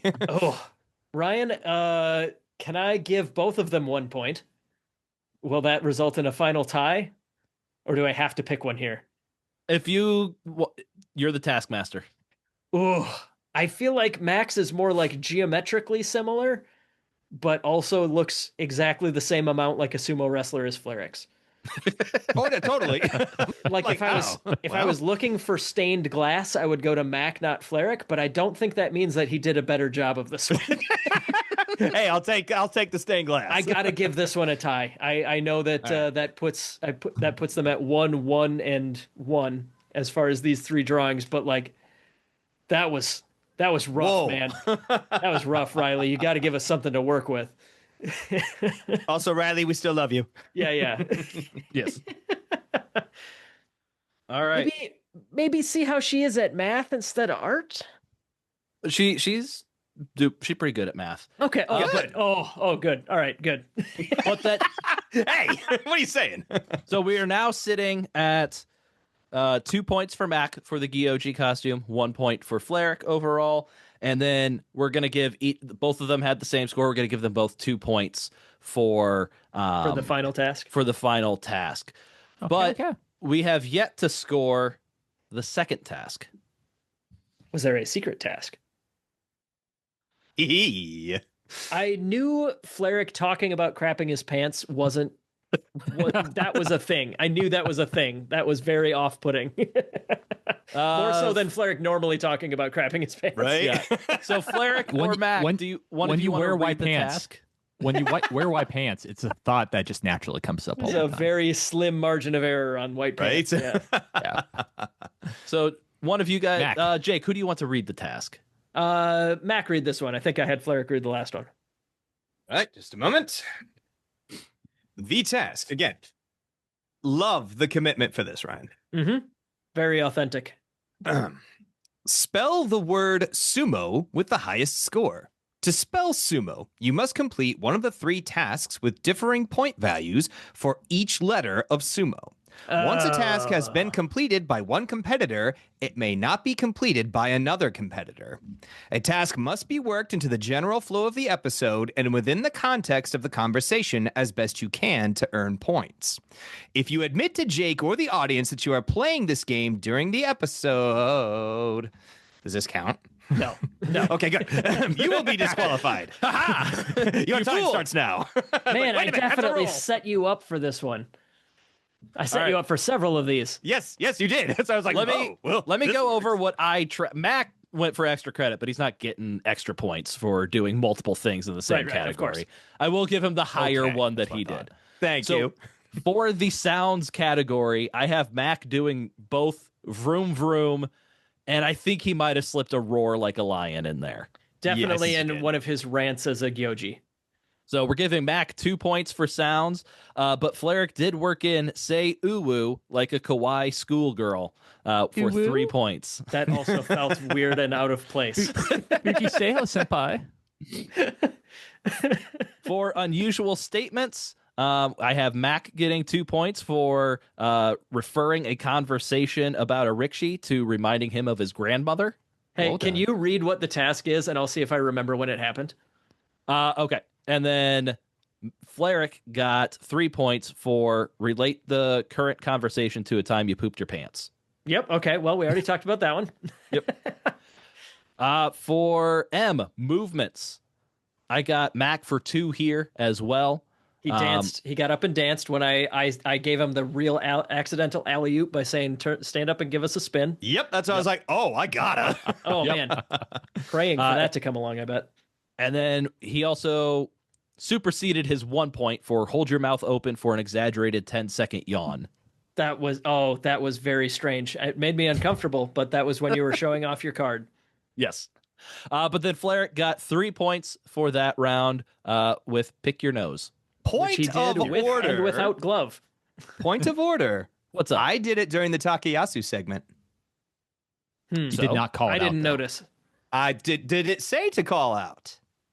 It said work it into the episode. And if you go back and check the tape, We'll have to check viewers, that tape then. you see me doing this when Jake is talking That's about not a Takayasu. pick. You're itching your nose. That's not a pick. How do you know it's not picking? It's going in. And Because I'm doing watching it right now, you. so fuck I'm off. watching you not pick your nose on video.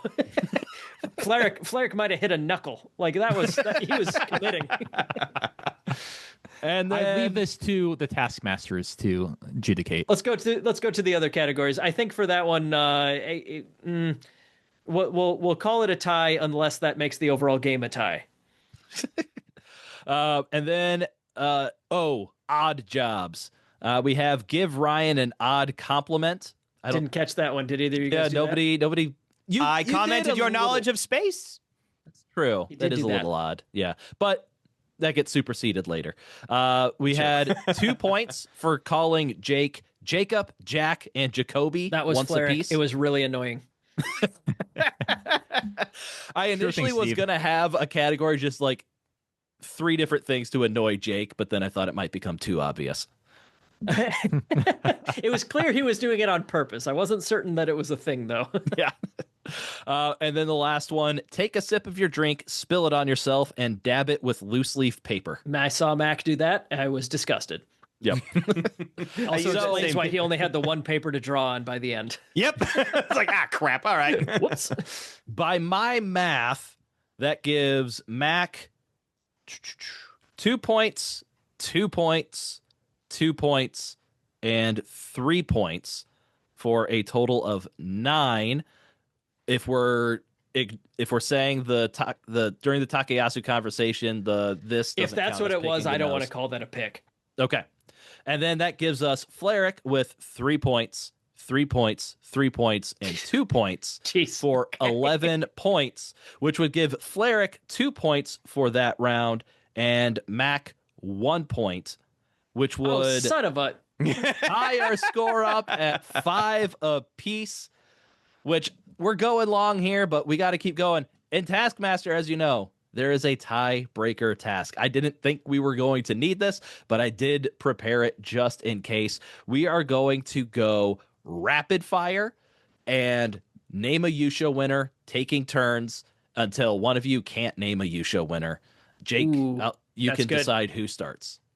And it's got to be like within 2 seconds of the last person. Let's see. The last time you asked me to pick one of these two, I picked Mac. So we're going to start with Fleric. Hakuho. Aonishiki. Harumu Fuji. Dude. Kakuyu. Teruno Fuji. That was like 4 seconds there, man. I'm sorry. All right. Unfortunately, I thought we'd get further than 4. I was like, dude, what are you doing? It's the pressure. You know, Flair doesn't do well under pressure. yeah, that's what I have Google to look up and Ryan to look up who wins Yushos. That's a good point. You took his Fair. 2 main tools off the table, Google and Ryan. All right. So Mac wins the Grand Sumo Breakdown Taskmaster. And much like Taskmaster, what you win is effectively nothing. Congratulations. I apologize. No, I don't. No, wouldn't we stick with the prize task, which is the thing that they brought to the show, so Mac gets Flarrick's clothes? Yeah, Mac gets Flarrick's gloves. Ooh, can I throw in the bow tie and you got a deal? No, I need this bow it's a tie deal. in case impromptu sumo match happens and they need a ref. So That's I a need good to have point. this ready. That is a good point. All right, so I Thank you, Ryan. That was fun. apologize to causing Mac to just go insane for the first half of the episode. I had He fun. clearly couldn't contain himself. No, I couldn't. But thank you guys for both being good sports and pulling that stuff off as well as could be expected. I hate for you. this. We just spent a weekend with this man, dude. And my point stands. Yeah. All right, Ray, real quick before we wrap up, one more time, I want to plug cheekysumo.com. Go there, check out professional and amateur sumo merch, including the t-shirts we are wearing right now. Thank you guys for those samples. And also, you can now, or within the next day or so, depends on how quickly I can get access to a printer and sign something, there will be Grand Sumo Breakdown t-shirts available on cheekysumo.com. And I'll turn it back over to you guys because I don't get to close the episodes anymore. That really bums me out. Real quick, I do need to plug Sumo Spiffy. I am not speaking on an episode, but guesting on an episode, his March 2026 Sumo tier list. I filled out my own tier list of how I thought Rikshi would finish in the tournament, and I will be competing head-to-head against Sumo Spiffy's tier list. And if I win, I get to have him spend a little bit of money going to a charity of my choice. So also watch that video and watch this and tell me how different my predictions were on the tier list than what I said on this episode. Because I'm sure there were a lot of differences. That is not fair. You cannot do that. No. There's no continuity in the world of sumo predictions. Do we need to do what are we most excited for this Basho? No, It's the Aonishiki. HOA, Come right? on, baby. Yeah, Aonishiki in particular. Yeah. All right. So, Mac, this is your prize. You get to close out the episode while dressed as a Kyoji. So coveted. I will take it. Thank you for listening to Grand Sumo Breakdown and watching us. Until next time, throw yourselves high and keep moving forward.